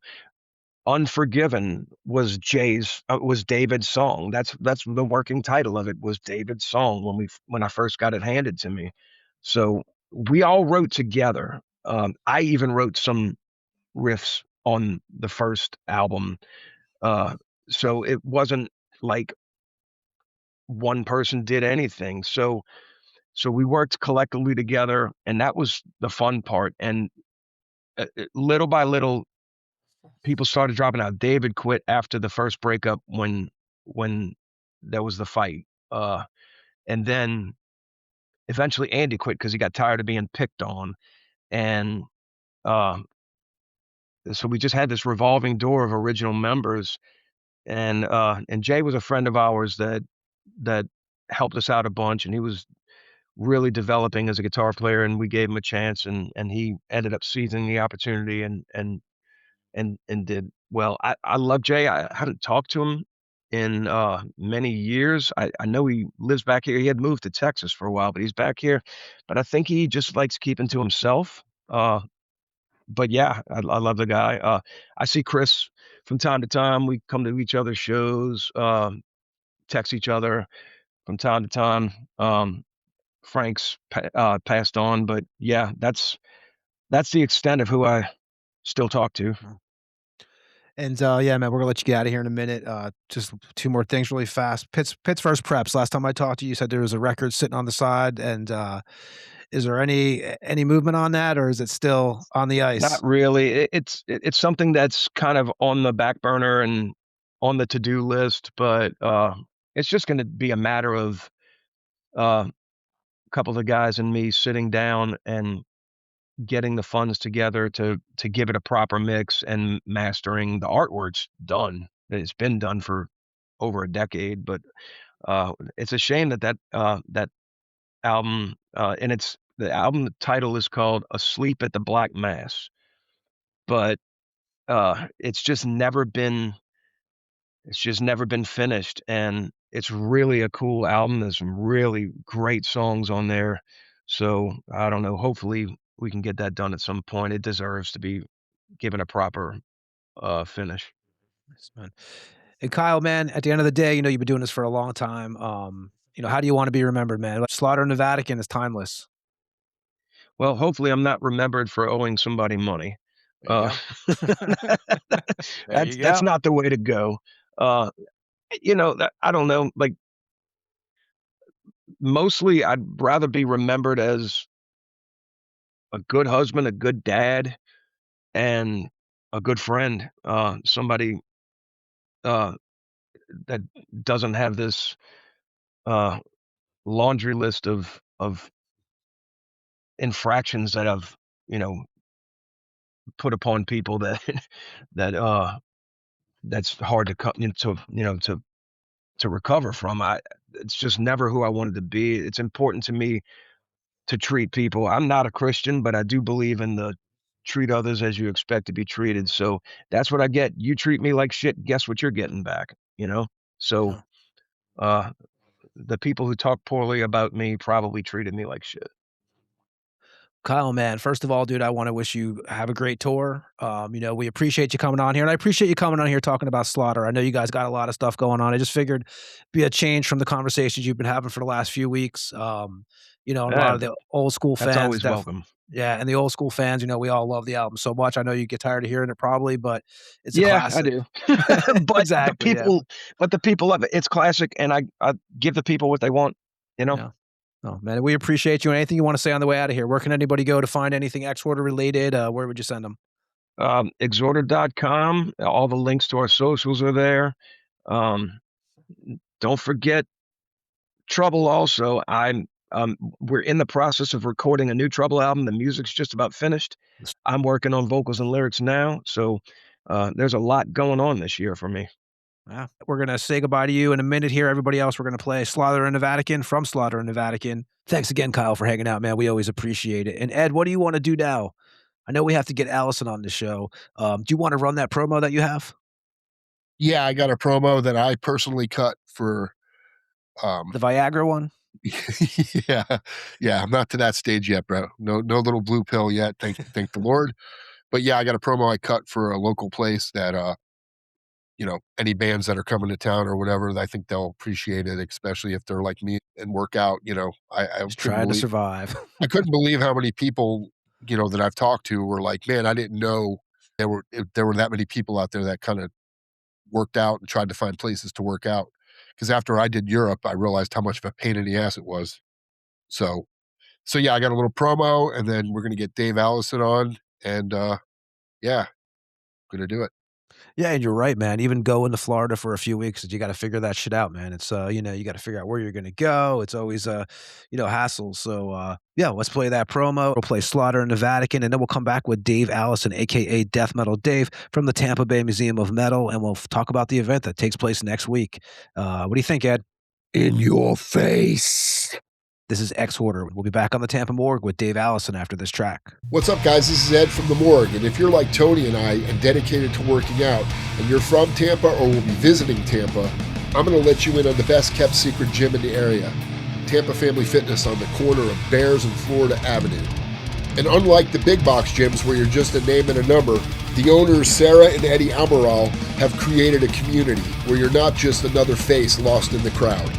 They also have, hands down, the best trainers in Tampa, with Coach J, Jarrett Perea, who I've personally witnessed take his clients to award-winning bodybuilders. Not to mention this dude is an absolute beast himself. So if you want to get in the best shape of your life, this is definitely the place to do it, and these are the people to do it with. So if you want a no-frills gym experience that I can only describe as old-school Arnold Schwarzenegger on Venice Beach, with no fancy machines, just get in, get your ass kicked, get a crushing workout, then you want to go to Tampa Family Fitness at 14968 North Florida Avenue. And if you're a band that's traveling to Tampa and playing the Orpheum or the Brass Mug, this is literally less than a 5-minute drive from either location. There's a QR code on the door. Just scan it, pay $10, and you're good to go for the whole day.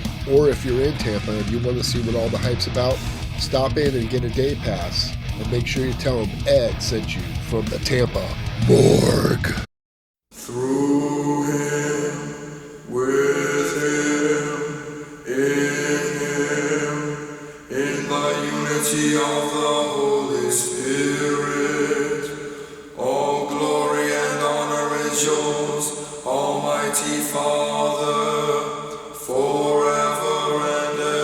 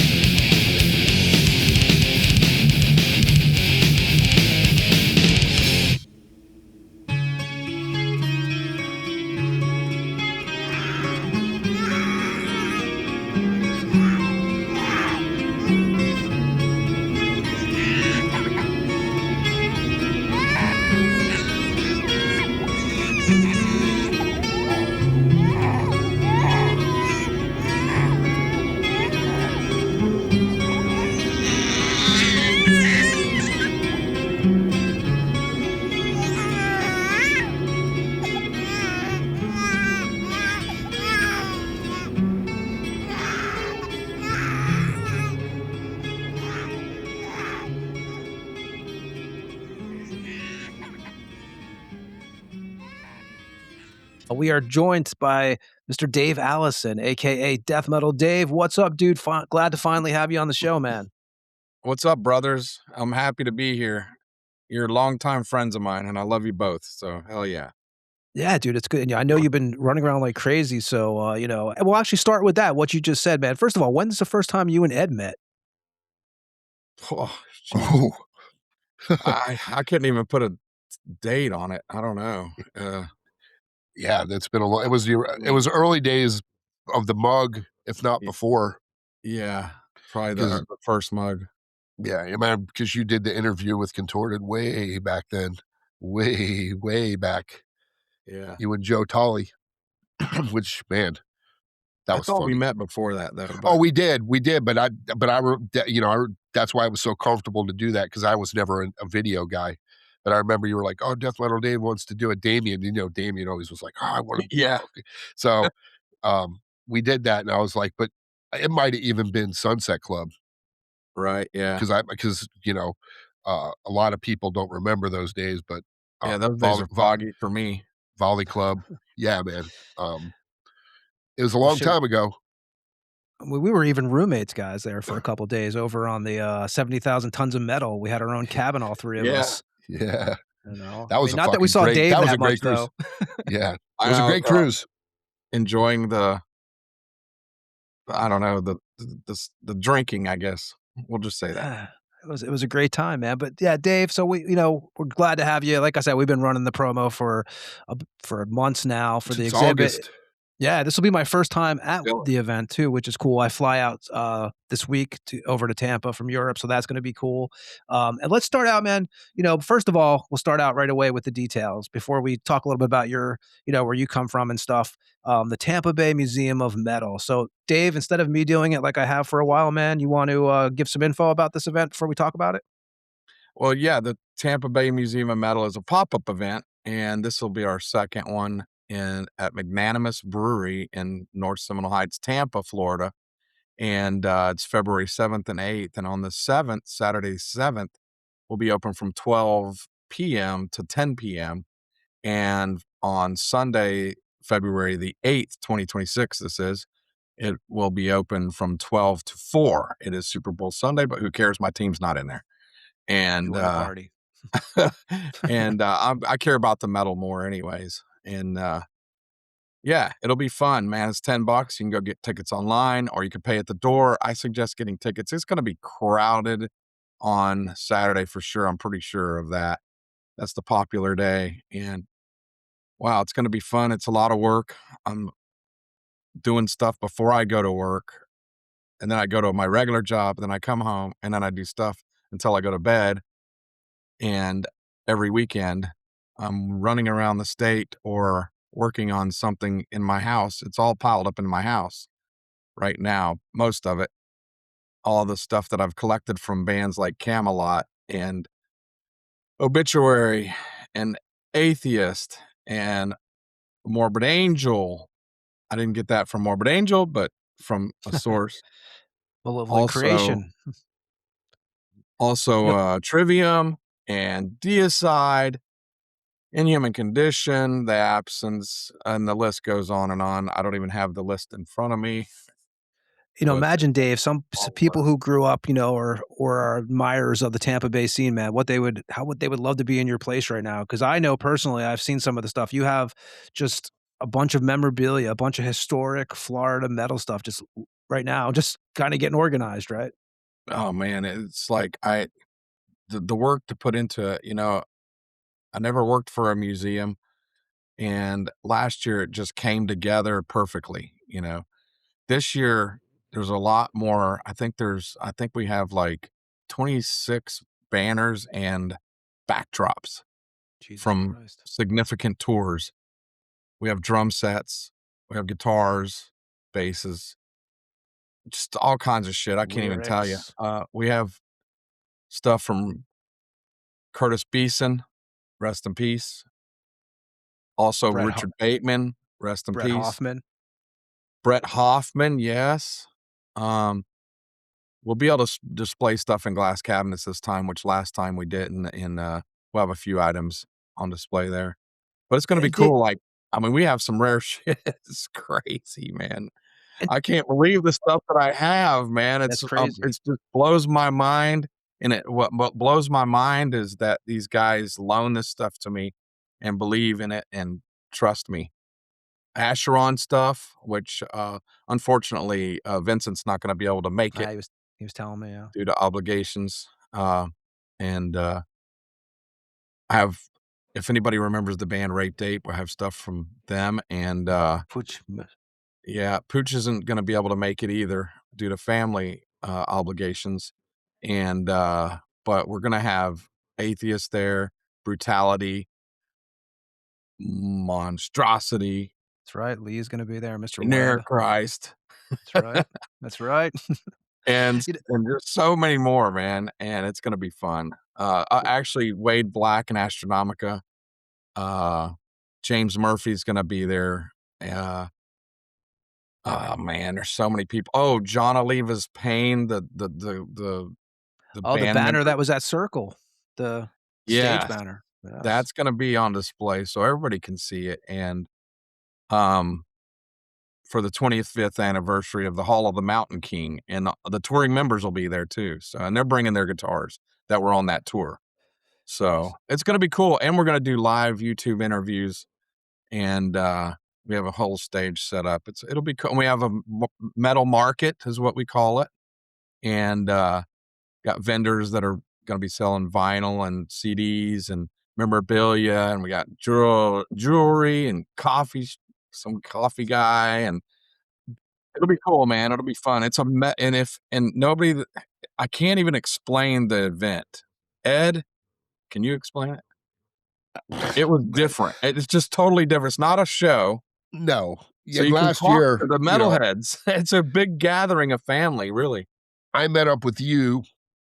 Shit, I want to say it was Friday night because you did it Saturday and Sunday last year too, right? Yes, it was So I shorter. met up with you Friday night to give you something, and I remember we walked near the back and nothing was up. You guys were constructing shit at like 7:00 at night, and I looked at you and I was like, dude, and you're like, we're gonna work through the night.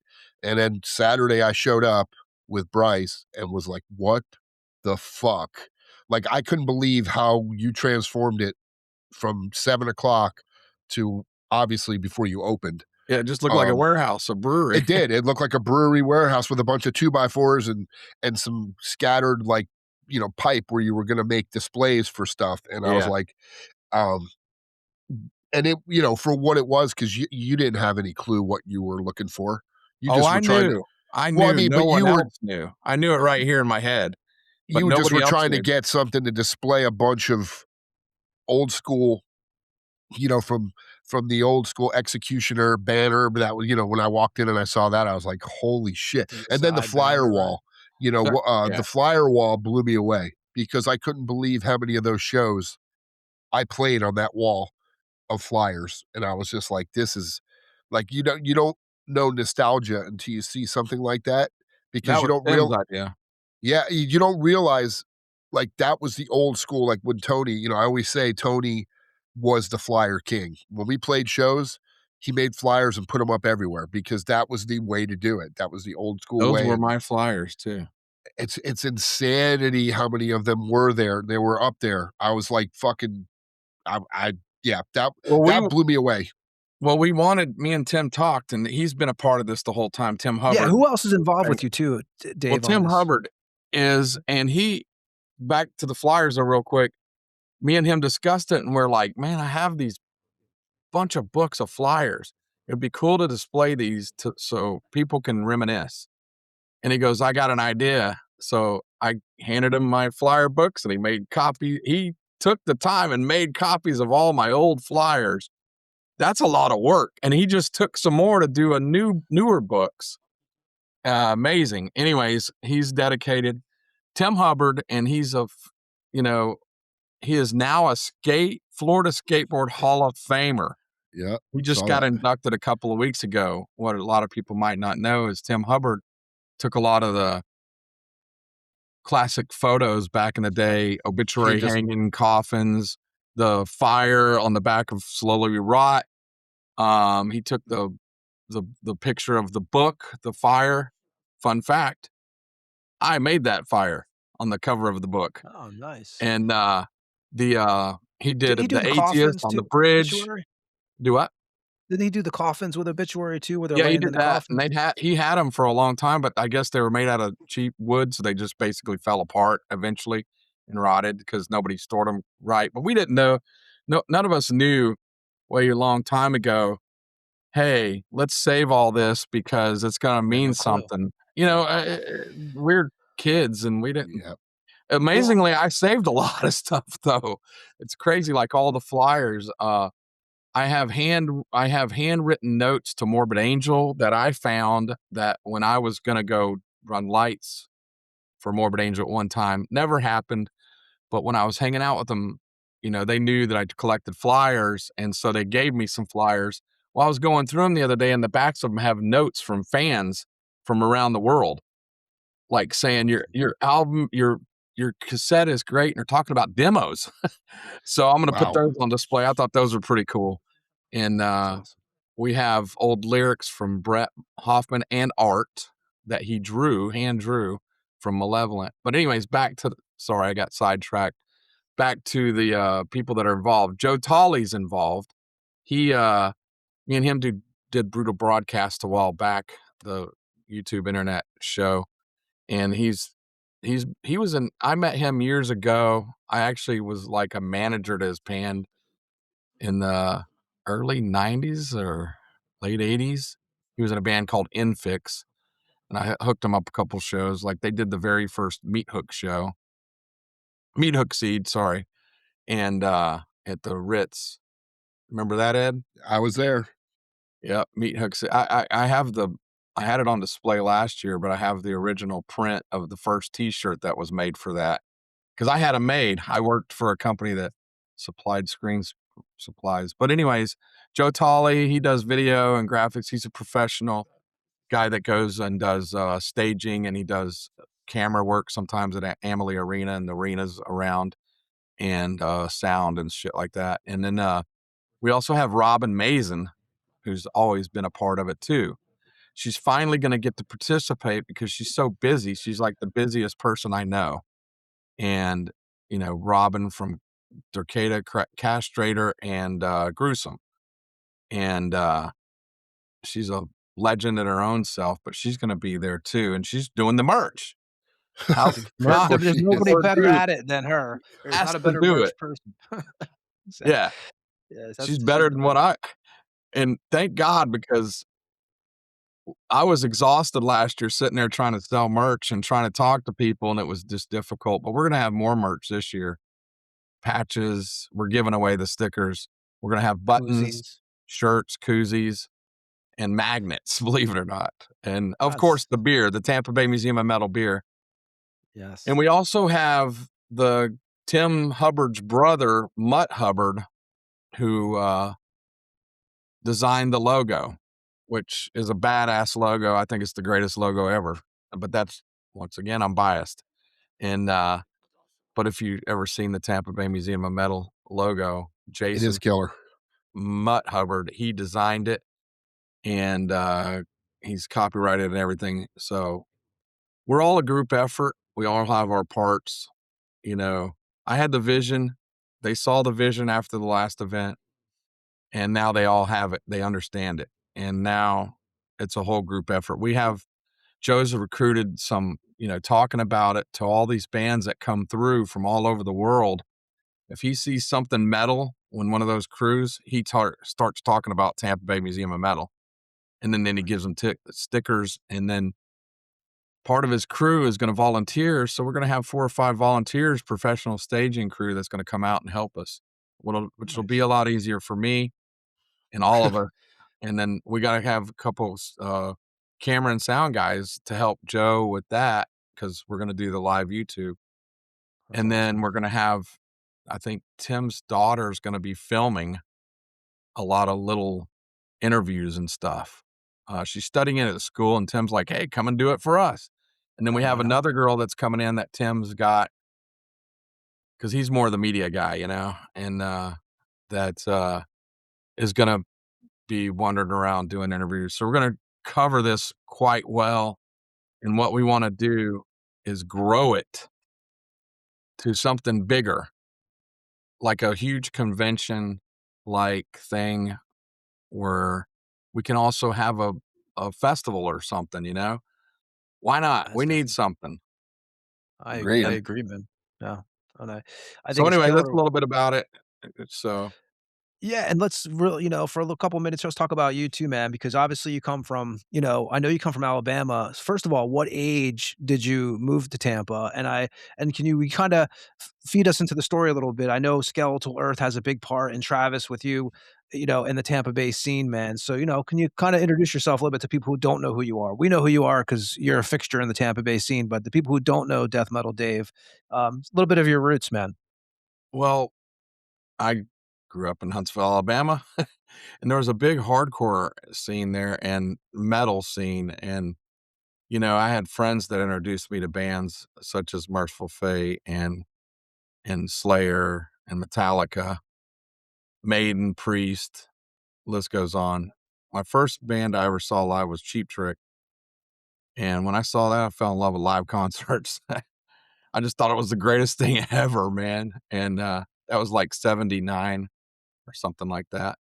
And then, but I got into music and I couldn't shake it. And then it just got heavier and heavier and heavier and heavier.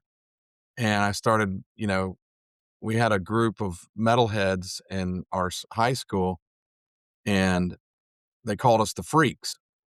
And in the Freaks, I met other freaks and we all hung out from different high schools. And I met Eric Hosmer, who would eventually become guitarist for Skeletal Earth.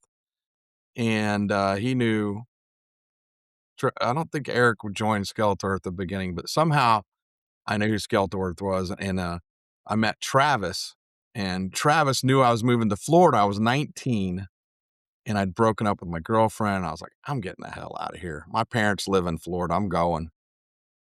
And moved to Florida. Travis told me, you're moving to Florida where you like Savatage and Nasty Savage. And I was like, oh shit. Okay. And he says, but there's this thing called death metal that's coming up. And he started having me listen to Scream Bloody Gore and some demos. He had already had a bunch of demos, And so he introduced me to death metal. I wasn't into it. But then when I moved to Florida, he kept saying, you got to meet this guy named Terry Butler. He was in Massacre, now he's in Death, and he's gonna be a part of this band Death. And I'm like, okay. So I sought out shows because I like going to shows. I went to local shows. And so I went to a record store and saw a flyer that said Death Fest or some shit. I still have the flyer. I think it was Death Fest. It was Death, Executioner, and I think Amon. I'm not sure about that 100%, but I went to the show, walked up to the parking lot, and I saw this tall dude wearing a Death shirt. And by the way, it was cut off halfway. And the Sunset And it Club, was right, for all the Tampa Terry locals. Butler, yeah, at the Sunset Club. And it was Terry Butler. And I've been friends with him ever since. What a great dude. He's an awesome dude. Always been a great friend. And there you go, man. And then it just went from there. And I met Obituary and And you were at, like, the death practices, yeah, I went to you're death practices. Terry, I would drive to Brandon, pick up Terry and Billy Andrews, and we would drive to Altamont Springs to Chuck's parents' house where they practiced in the garage. And they were practicing for a tour, Scream Bloody Gore tour, because Chuck had never toured it yet. And so they were doing that. But they also were fiddling around with doing the Leprosy album, songs. And I'm always asked, how was it? Well, it was your friends in a garage playing and you just supported them, and that's what it was. I don't know any different, I mean, Yeah, like, when you look back now, I mean, he's kinda when you're sitting on that couch or wherever, I'm picturing the old jam rooms back in that time period, we all had you're probably just chilling on the couch. You have no idea what this is gonna lead to, right? yeah, I don't, there wasn't a couch. That's for sure. I think it was just a garage. There was no chairs. I was just standing in the corner. But yeah, one time, man, Chuck's mom, I remember bringing out cookies or something for us. That was pretty funny. It was cool though. I think about it now and it's funny, but I was like, heck yeah, I was probably high or something back then, and I was like having the munchies or some shit. But don't condone drugs. I don't do that shit anymore. Do you remember the first time you saw Deicide back in the day? Man, I do, and I remember I was like, "What the fuck is this shit?"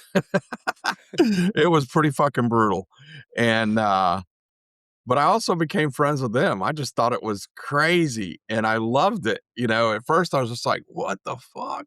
Holy shit!" I was amazed. You know, I was a kid. I was 19 and 20, and it was all new to me. It was like way different than Alabama, even though there was some extreme there with hardcore and shit. Uh, I'll just it was a great time of life right there. So And you've announced Obituary a few times, man. When is the first time you actually announced them? I remember on the uh, cruise you announced them on the stage on the outdoor deck, which was a killer set. But when is the first time you actually did that for them? I there was a guy named Big Daddy, uh, Brian, and he used to do that all the time, even back in the Sunset Club days. Except you know, he would get up there. I don't know why they did it. They just did it, and he'd get up there and say we'd be in Tampa at the Sunset Club, and he'd go all the way from Brandon, Florida, Obituary. It was just a couple miles away, but it was just hilarious. But it was great, and that was the thing. So when they started touring, and Big Daddy went on tour with them, you know, I think they changed it to Tampa because everybody would know Tampa more than they would know Brandon. And so he would always say all the way from Tampa, Florida. And he's the one that's on the album where he says that. The Dead Live album. Yes. And so he quit touring with them, and got on these bigger tours. And now actually Big Daddy does drag racing. He is, I don't know what he is. He's a spotter or something. I'm not exactly sure what he does, but probably works on the cars too. I'm not sure. But he's in drag racing now. He travels all around to do that, and but he still has a full-time. I think it's his boss that he works for, whatever he does. Anyways, I started going, and I never left Obituary except for when my daughter was born. A little bit, you get a new family, you take a break from all that, and when I started getting out again, I got right back with my boys in Obituary, and I started helping them again. And this time they were bigger, so I would help them. They had taken a hiatus. When they came back, I just helped them with whatever they needed. When Big Daddy left, I would still continue to help them, and then I started booking them in Florida, all their Florida shows. I did their fan emails for a while, and when social media started hitting, I did that. And until they got with Relapse, and then once Relapse jumped in, and then they started slowly kind of jumping in and helping, and then now they do it all, social media. And I think Relapse does. I don't know. Donald does a lot, and he does a damn good job. He's really good at it for Obituary. But I would fly out as a TM for these festivals in different places, and I'd go on these short runs because my job wouldn't allow it. I wasn't really a tour person. I enjoyed it, but I didn't. I don't know how to explain it. It's not the life for me. It takes a lot of people misunderstand the touring life. I was on a bus with them many times, but I couldn't even imagine being on a van. Holy shit. And, but a bus is even tough, man. Everybody thinks it's a glamorous life. No, not at all. I mean, you're looking for your next shower, where you're going to take a shit, and when you're driving down the road, you're sleeping pretty much. And then when you get to the venue, what are you doing? You get out, you unload, you're loading in, then by that time you're setting up, and then all of a sudden you're trying to find somewhere to eat. Then you go back to the venue, then it's sound check. Then you're trying to go take a rest for a minute. Then all of a sudden it's doors. Holy shit. Okay, showtime. Bam. Then all of a sudden the show's over. then it slowed out. Then guess what? You're tired. You have a beer or two or whatever. Then you basically, the bus takes off and you're going to sleep. And then you start it all over the next day. Not a glamorous life. Ed can attest to that. Yep. It's I always brutal. say it's awesome for that 1 hour a day, and the other 23 hours suck. Yeah, but I enjoyed it too because it's a different life, that's for sure. And some people love it. I never was that guy, but so I flew out to do TM to different festivals out in California, Maryland Death Fest, and so on. And they just started saying, and on these tours they just start saying, "Hey, Big Daddy's not here. You want to announce us tonight?" And I started doing that. So then I did it for a very long time, and now they've got accustomed to having no announcing because they do Pat Travers as an intro almost every time. But I think the biggest crowd I did it at was fucking Maryland Death Fest. And at the time, it was when it was, remember, Ed, when they had it under the bridge over there? The Can't parking remember the lot. lot. Edison lot. Edison lot. Yep. And at that day, they had told us that 13,000 people were in the lot. And it was, because it was bigger, I think, then. Maybe not, but so I announced them in front of 13,000, and I was nerve-wracked, but I did it. That's awesome. Trevor's like, just freaking shotgun a beer, and that's basically what I did, and went up there, and awesome. It was fun. It's cool that they include me and have included me in a video too. That was cool. Yes, yeah. You announced Monstrosity the last time we played. We played That's right. Maryland too. And I announced, I think I announced Generic Christ. That's before. right. I think you At did the it Florida with the Metal show. Florida Fest. Metal At the Fest. Florida Metal Yeah. Fest. I Yes, we announced sure like did. every That's band right. except for Deicide that day. Really, and Dave, first of all, man, thank you for having us as part of the museum, which I think is amazing for Generic Christ after all the years that we played, man. It's really cool that you did that for us. We do appreciate that. Well, You it's know, and about all the bands, the fans, the musicians, the venues, the promoters. It's all about the whole scene. Yeah. And that's what I want everybody to understand. It is not about me at all. I mean, I'm a part of it. I'm wanting to make it happen, but it's not me. I'm just a pretty face, you know. he's the spoke. He's the That's what I always say. and Dave's been in bands. You were in the Haze. You were in Yep. Wilted Funk alternative. Existence. You played in the death metal band Wilted Existence. So you've done the band thing before. And I have to ask you as a Tampa guy for all of the Tampa listeners too, man, when was your first time at the Mug? Anybody who doesn't know, you have the CBGBs, right? The Ritzes, you have all these places, these famous concert places in Tampa. We've always had the Brass Mug. When was your first time at the venue? Fuck, oh man. It's shit, I don't know.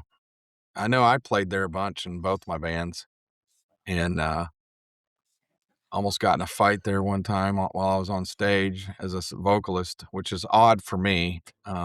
So somebody had to really get under my skin. Yeah, I can't picture that. Well, we were playing with metal bands, and I was in a funk alternative band, the Haze. So we weren't Haze, yeah. quite. We always did that though. We could cross over a little bit. There was this one fucking drunk guy out there. and Just he kept one? going, Just one? well, there was a lot of drunk guys, but this guy was getting under my skin, and everybody kept saying, just ignore that motherfucker. But he kept saying, every time the song would end, he'd go, "You fucking suck." And he'd say it over and over and over. I mean, you fucking suck. You fucking suck. It's like, and he's drunk. So he'd go, "You fucking suck." And I was like, I finally got sick of it. And I said, "Shut the fuck up, motherfucker."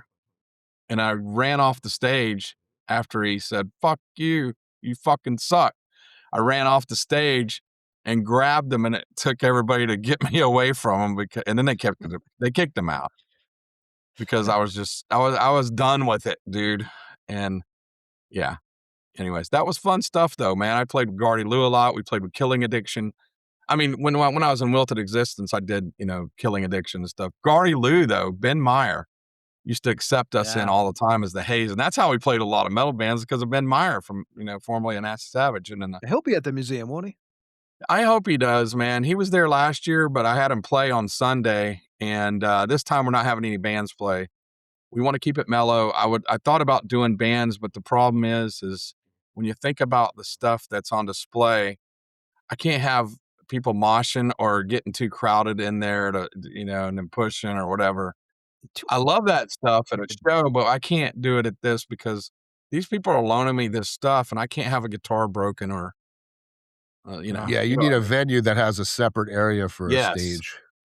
Yes. You never know. Like, Cuban honestly, a Club. place like Venom would have Cuban been Club. perfect for that, dude. Man, the Cuban Club too, but Venom would have been because you got the main stage and you could have had the museum in the Oh, back. yeah, the old in St. Pete. Yep. Even if it was at the Ritz with the side room. Yeah, Or true. The old Masquerade, Infinity whatever. room. Yep. Yeah. Yep. Yep. That's what you need if you want to have a band, because that would be the epic museum. Would be have a couple bands play on the first day, because obviously the second day is a shorter day. Yeah. But you have a couple bands play, like big bands, or even have some kind of an all-star jam, kind of like what we did for Metal for the Military, kind of. Oh yeah, yeah. Ed can And do we're some gonna acoustic of the new monstrosity for you at the event. We can set up a little chair. Yeah, sure. really, I'll just pull up and play those Colossal riffs. Rage No problem. acoustic. Yeah, that would be great. I want to see that. Let's do it. Let's do it for we the all first wanna time see ever. that. Not Acoustic happening. death metal. I can't. I don't play that stuff. We'll do I the don't play first. guitar in that band, buddy. Hey, you could. You could. Maybe. You'd play a little bit of everything. I'll tell you what, playing that do I know? contorted shit's fucking. I forgot how intense that stuff was. I got to be honest with you. Yesterday was like a. Man, that's a good idea. Ed's gonna have an acoustic appearance before you know it, dude. So you're welcome, Metal. Ed. The gift that keeps on giving. Yeah, Um, I'll do it. I'll do it in my toga outfit. Yeah. Dude, we got to bring, so Allison, one day, man, we got to bring you on here for I mean, we could talk to you for hours on. Everyone says, I wish I was the fly on the wall. That's pretty much death metal Dave for the last shitload of years, man. And, I do want to mention a few more things before we let you go, because a lot of people who listen to the show are very familiar with Morris sound and stuff. And you also had your hands in that when you were growing up in the Tampa Bay scene. You were friends with Scott. Yeah, the funny thing is a lot of people relate me to Obituary and meeting all the bands, but they played a part. So did Terry and Death. But the way I really met a lot of people before I jump on the Morris Sound thing is I was actually on a TV show V32. almost every Friday, Music Mania. Yeah. The host saw that I had known a lot about music, metal and rock, and he asked me to come on his show. And because I used to read all the shit in the albums and the liner notes and all the lyrics and everything. So people would ask me all the time. We would be hanging out at this lake where we partied as kids, and he just came up and said, "Hey, man, you know a lot about music, man. You should come on my show." And I was like, "Okay, sure." And I went on there, and he would save and it was a killer time, and it was funny because I never got along with the preps and the jocks in school, high school. And that's what he was. He was like a prep. He wore his button down shirt with the collar, and I was not that guy. Metalheads were just like, ain't doing that. It's different now, but back then it was like, we're metal, and you're not, so fuck off, So, but anyways, I accepted it and I went on there and we had a blast. We became really good friends, and I lived like a rock star. I had such a good time, and I was like, I was 20 years old. It was fun. I got to promote Death on there. And when Leprosy came out, it was so fucking cool, man. I really enjoyed that. You were bringing people onto which again, Tampa people, the Pit on 98 Rock. You were bringing people too. So the Pit was started, and I would listen to it like all the people metalheads did in Tampa Bay area, but I noticed Saturday night at midnight, right? Yeah, and we would make sure we tuned in once we knew it was happening, and then they would play Obituary and Death and Deicide and Atheist and all the bands, all the Suspects, and I just called the show one time and said, "Hey, man, you're playing all this music. Do you even realize this is from Tampa, Florida?" I said, well, why don't you let me help you get these guys on? He says, well, if you can do it, great. And so we arranged it. I never got paid for it. I just wanted to help my friends, you know? And so I'd literally meet my friends at the studio. We'd go into the studio, 98 Rock, over there, can't remember the name, Causeway. Clear Channel. Remember when it was over there off the Causeway? Feather Anyway, Sound. Feather Sound, yes. And take them up to the studio. I never went in the studio, but Brian Meadow would come out. I'd introduce them. They'd all go in the studio, and I'd wait for them. Then we'd leave. That was as simple as it was. I just was like just the guy that hooked it up. That was it. And then I just like doing that, you know, promoting my friends. And then, but anyways, to the Morris Sound thing, you know, I went in the studio when Death recorded Leprosy and when Obituary went in and various other bands. But Scott had seen, I guess, you know, met me several times in those situations, Skeletal Earth and so on. And he just saw, I guess, that I wasn't fanning out and I was just chill. I don't know what it was. Whatever it was, we exchanged phone numbers and he would call me. The funny thing is I would call Morse Sound a lot. And I would say, hey, can I talk to Scott? Man, Scott would be in the middle of the session. He'd come to the phone to talk. It was so fucking funny when we had landlines. And but anyways, he was a good friend back then. And he started calling me. I remember one time he called me and said, hey, man, we're at the studio. I got Sepultura in here. You want to come and check it out? The new Sepultura? And I was like, hell yeah. And so I went to the studio and Andreas was touching up solos. I'll never forget it. I've told this story before, but man, Andreas was on the chair in the control room touching up solos or whatever, finishing up rhythm tracks. And Scott turns around and goes, okay, Andreas, I think we got it. And he turns around to me and says, hey, you want to take these guys to Guavaween was that night. And he was going to, he wanted to go home and shower or whatever. And then he was going to meet us later. And we went to Guavaween. I took Sepultura to Guavaween. Fucking great times, man. And let me tell you, when we got there, what I didn't know is Scott told me to meet at a certain place. So we did at a certain time and we did. And lo and behold, I didn't know it at the time, but my boys in Obituary showed up and Deicide showed up. But I think they were Amon at the time. Might have been. But anyways, then Morbid Angel showed up. Dude, it was like 20 fucking people, metalheads, walking down through Ybor. And nobody in the world knew who anybody was other than us, you know? Yeah. It was so fucking cool because back then they had Guavaween, which was a Halloween festival where they dressed in all these crazy-ass costumes. And that was a fun time. And then and so on, I met, you know, he did that with Master and Cancer and Napalm Death. And I'm still friends with all these guys to this day and chat with them occasionally and go to their shows around. Frozen in Time, they did the listening party at Morrisound. Were you there for that? Oh, yeah, I'm sure I was. I was probably at all of them. So that was the first time I remember really having a conversation with you, which was 2005, I guess that's around. But yeah, it was all those dates. Jesus.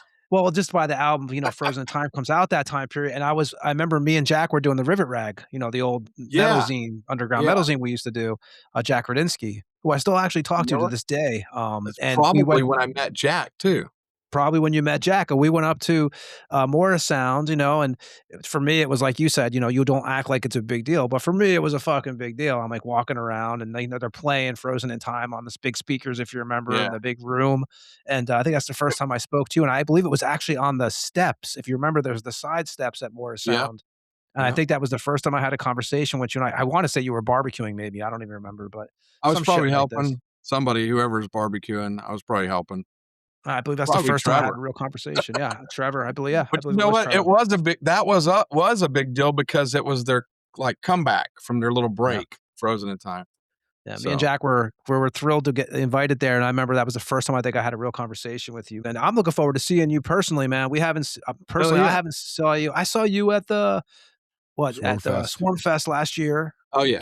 Yeah, that was the last time. And I'm looking forward to, as we keep on mentioning the show on this show, we keep on promoting it. I'm like, man, I'm actually looking forward to go check this out. We've been getting people emailing us about it and stuff like that, asking me about it. So it'll be actually the first time I can actually come back and tell everybody what's up, man. So, Dave, you've done a lot for the scene. I mean, obviously this event that you're having, like Ed's been there, like you said, just shitloads of memorabilia, Florida metal history, man. Well, You got, if I can, it's if I can tell you what it's like, kind of, it's like a museum, but it's not.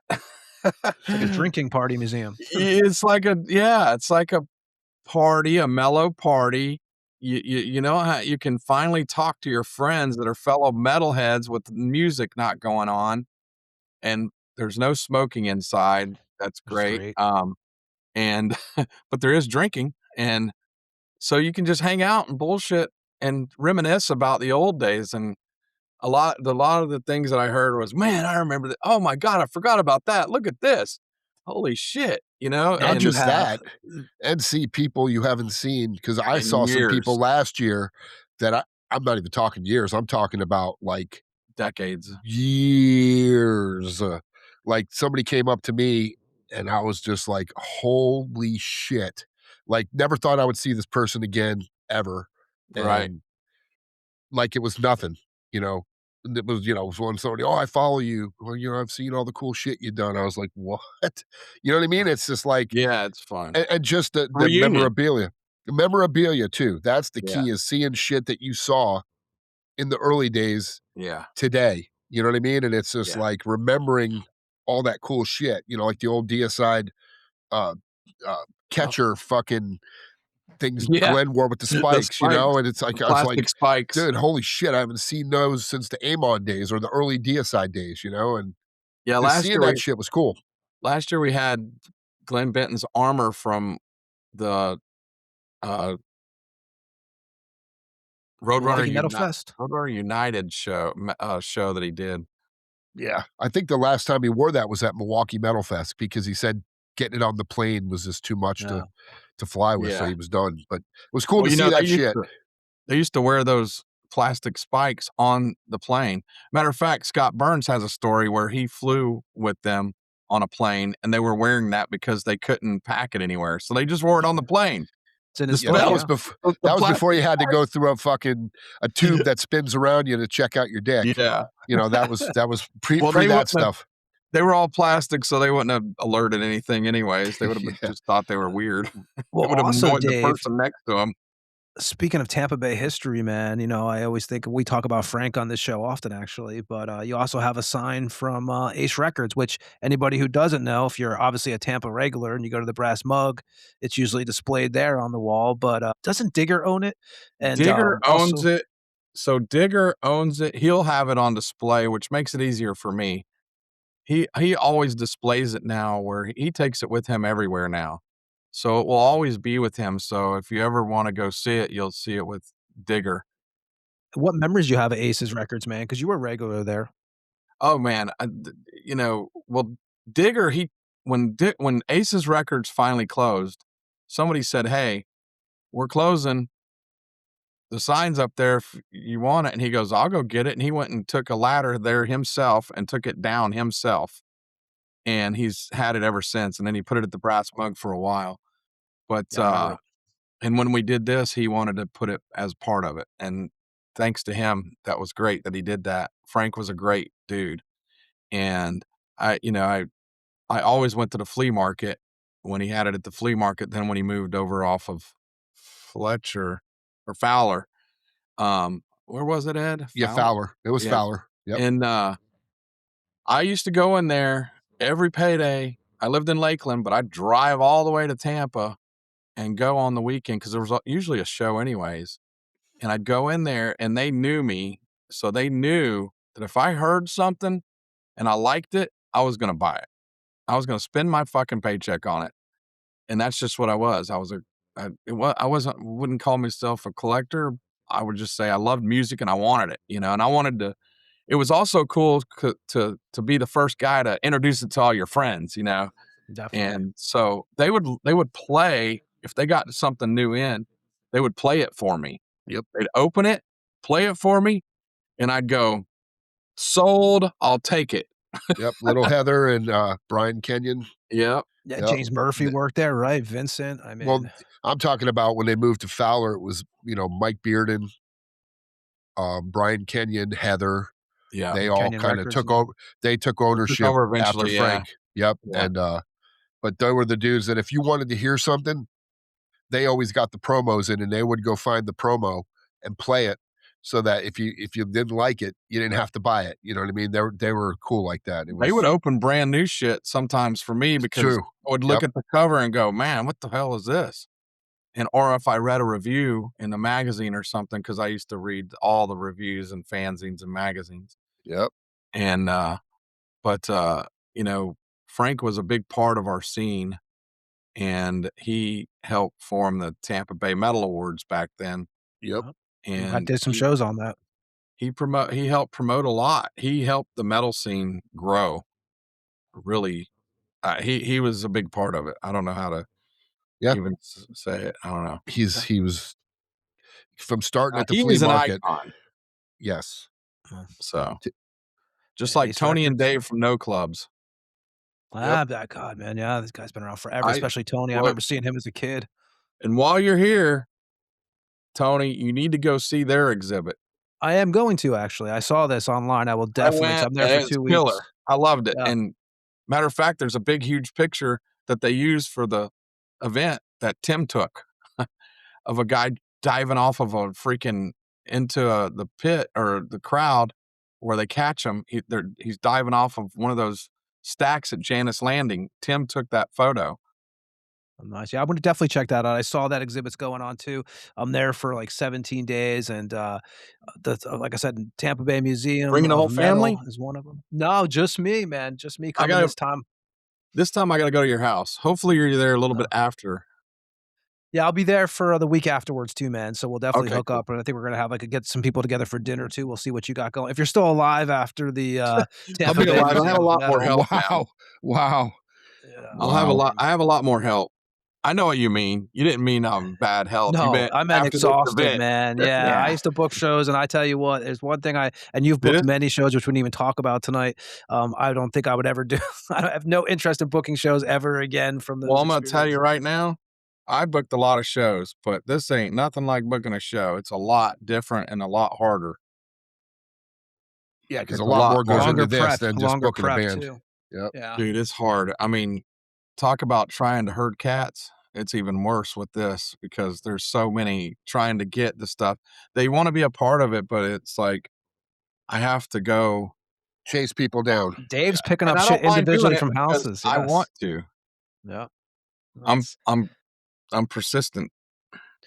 No, man, it's gonna be awesome, Dave, and we're looking forward to it, man. And eventually, once you get rested up, man, we'll have you come on here and hang out with us for a whole episode because a lot of stuff to talk with you about. Let's do the webpage first. Anybody who's looking for the webpage, which I got to say that we talk about the webpage on this show all the time. It's basically a pretty damn accurate database of the years broken down, right? I mean, you pretty much every Yeah, year has the releases from Florida and all that good stuff in there. I've got to update that, and I'm not doing it until after the event as far as the bands because I've discovered other stuff that I didn't know. It's hard to research it all. You use the usual places to go, Metal Archives and all the metal sites, and you talk to people, but I discover more stuff all the time that's from Florida that I gotta add, and it includes all genres of metal. I built that whole thing. It was a bitch. I've been doing it for years. Trevor from Obituary Starts helped off at me start 82. that. Nice. Well, no, I mean, we started that website 2018. But it dates back to 82 of starting with the Florida history, right? That's as early as I can see, and I think it starts with the band called Brat. Yeah, it does, I believe. And which I just got the CD. Was it a re-release? It's a re-release. It's got Brat and oh my God, I forgot the name of the other band. Atomic Opera, I think. Another Florida band. Can't remember. Anyways, I can't read it. I'm blind. But the webpage is yeah. killer, man. Yeah, and then I try to update at least the news constantly, and I'll be doing that again this week. So that's www, as I've been saying forever, last couple months, www.tampabaymuseumofmetal.com. Yes. We I also don't even have, think I don't even think you got to throw the www anymore, buddy. Yeah, I know. and I'm old school. I'm still using AOL, as if you haven't noticed on my email. So we also have Facebook, TikTok, Instagram, and YouTube. We're trying to get YouTube going. It will be a lot more on it after this event because we're going to do a lot of shorts and stuff. that should be killer, man. And that's again www. As I said, we don't have to even say that anymore. TampaBayMuseumOfMetal.com, and that is Saturday, February 7th. And it's so yeah, let's do this too. Saturday, February 7th is noon till 10 p.m. And then the Sunday is 12 to 4 p.m., which is a Super Bowl day. And what's so anybody wants to get pre-tickets, that's available too, right, Dave?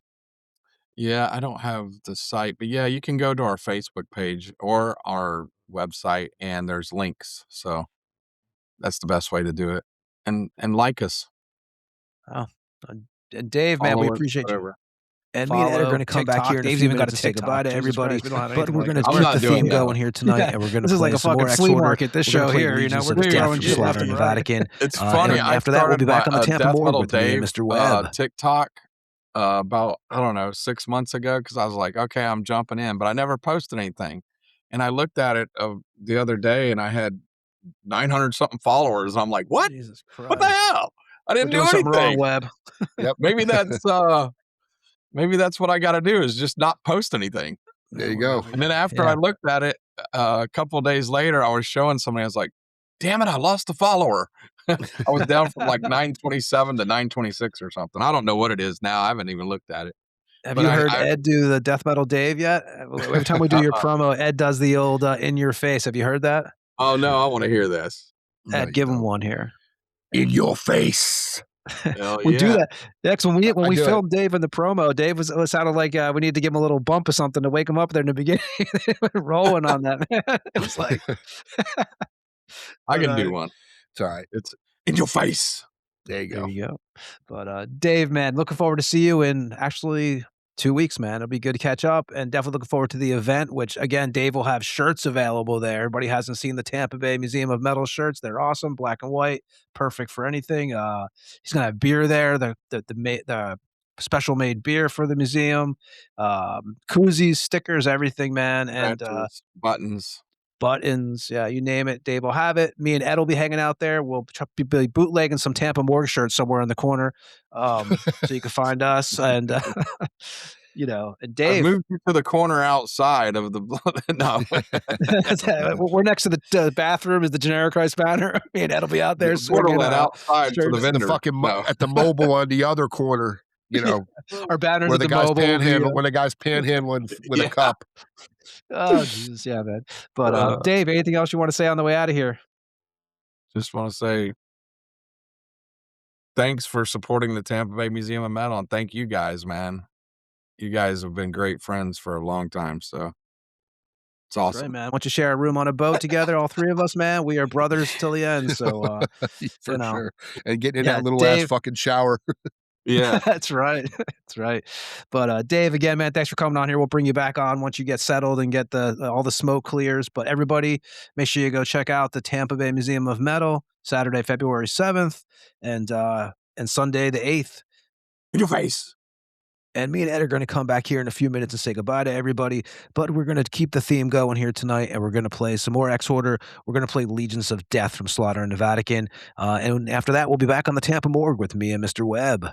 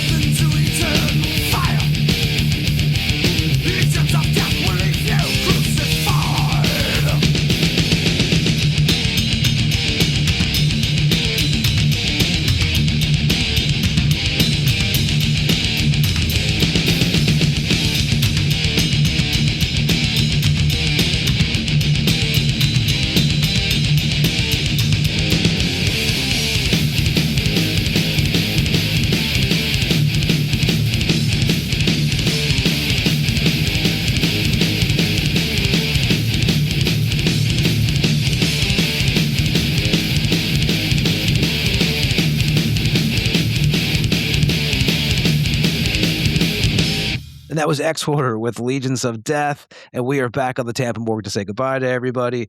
Ed, it was a busy night, but episode 125 in the books. Yep, we're already 25 into our 200 for the next milestone. Yes, sir. So, and the last episode you'll be doing in Lithuania for couple weeks. Yeah, I'll be back in Tampa, but actually by the time everyone hears this, I will be basically landing, so I'm at the airport in 24 hours. The chaos begins, so be good to see if only everybody. it went that fast. If only we could do the hyper, it's not gonna go that fast at all, dude. It's like Star Trek, enter the fucking thing and be transported across the. I got an hour and a half layover in Germany back to Lithuania when I come back through, which is like, if you're late at all, if that plane is delayed one bit, you're screwed. fucked. Yeah. Yep. So the journey will really begin on the way home, but it'll be good to be back in Tampa. It'll be good to see everybody. It'll be good to check out the Museum of Metal. Actually, I wanted to check it out last year, so that'll be awesome. The crazy thing is I won't be getting a bunch of sun, I guess, or a bunch of heat because the weather's pretty much going to be like winter, it sounds like. So, Well, we'll see. Florida. Yeah, be a hurricane next week before we know it. Exactly. Exactly. Yeah. So, but, again, man, we want to thank Kyle Thomas for hanging out tonight and Death Metal Dave for hanging out. And, man, Ed, next week we got Merrimack, we got Perversifier coming on, and then the week after that we got the guys from Imprecation. And actually, I won't announce it. I will announce it next week. But me and Ed have pretty much confirmed a very old school guest tonight from the thrash metal scene. One of the big, legendary dude. Yeah, legendary dude. Let's just say I saw them in 1987. At 1987, I saw them on tour, and they were killer. And I've seen them many, many, many, many times since. And yeah, he's awesome. He's a really I haven't met him, but the people I know who have, say he's just a down to earth, cool guy. So I met him at Sun and Steel. Watch out! I won't give it away who it is, but I'll just say that. Well, there were a lot of bands at Sun and Steel. Yeah, so there was a handful of bands there. So, but I did meet him there. But yeah, man. So we're pretty much confirming that up, just figuring out the date and time. So we'll keep everyone posted on that. But as always, we appreciate you listening. Ed, tell them the old monologue. Yes, sir. Apple, Spotify, Amazon, anywhere podcasts are available. YouTube, no video. Definitely check out the Instagram because Tony is always popping on that for sure. That's where you're going to find out everything because Facebook sucks. And the thetampamorgue@gmail.com for any correspondence. If you want to leave any comments, memes about the new monstrosity, we love it all. Bring it. But yeah, that's where you'll find us. Yeah. So Ed, I'll see you in Tampa this week, man. Yes, sir. I cannot wait. Oh, and again, we didn't even fucking mention those t-shirts, but oh well. Well, yeah. Well, we got t-shirts. If you made it this far, we have them, and I am actually going to be picking them up this weekend. So any orders that were placed already, which there has been, they will be going out Monday morning. There you go. And everybody, again, thanks for listening. We'll see you next week. Peace. See ya. This is King Fally from Deceased, and you just listened to another episode of the Tampa Morgue. Tune in next week and stay fucking dead.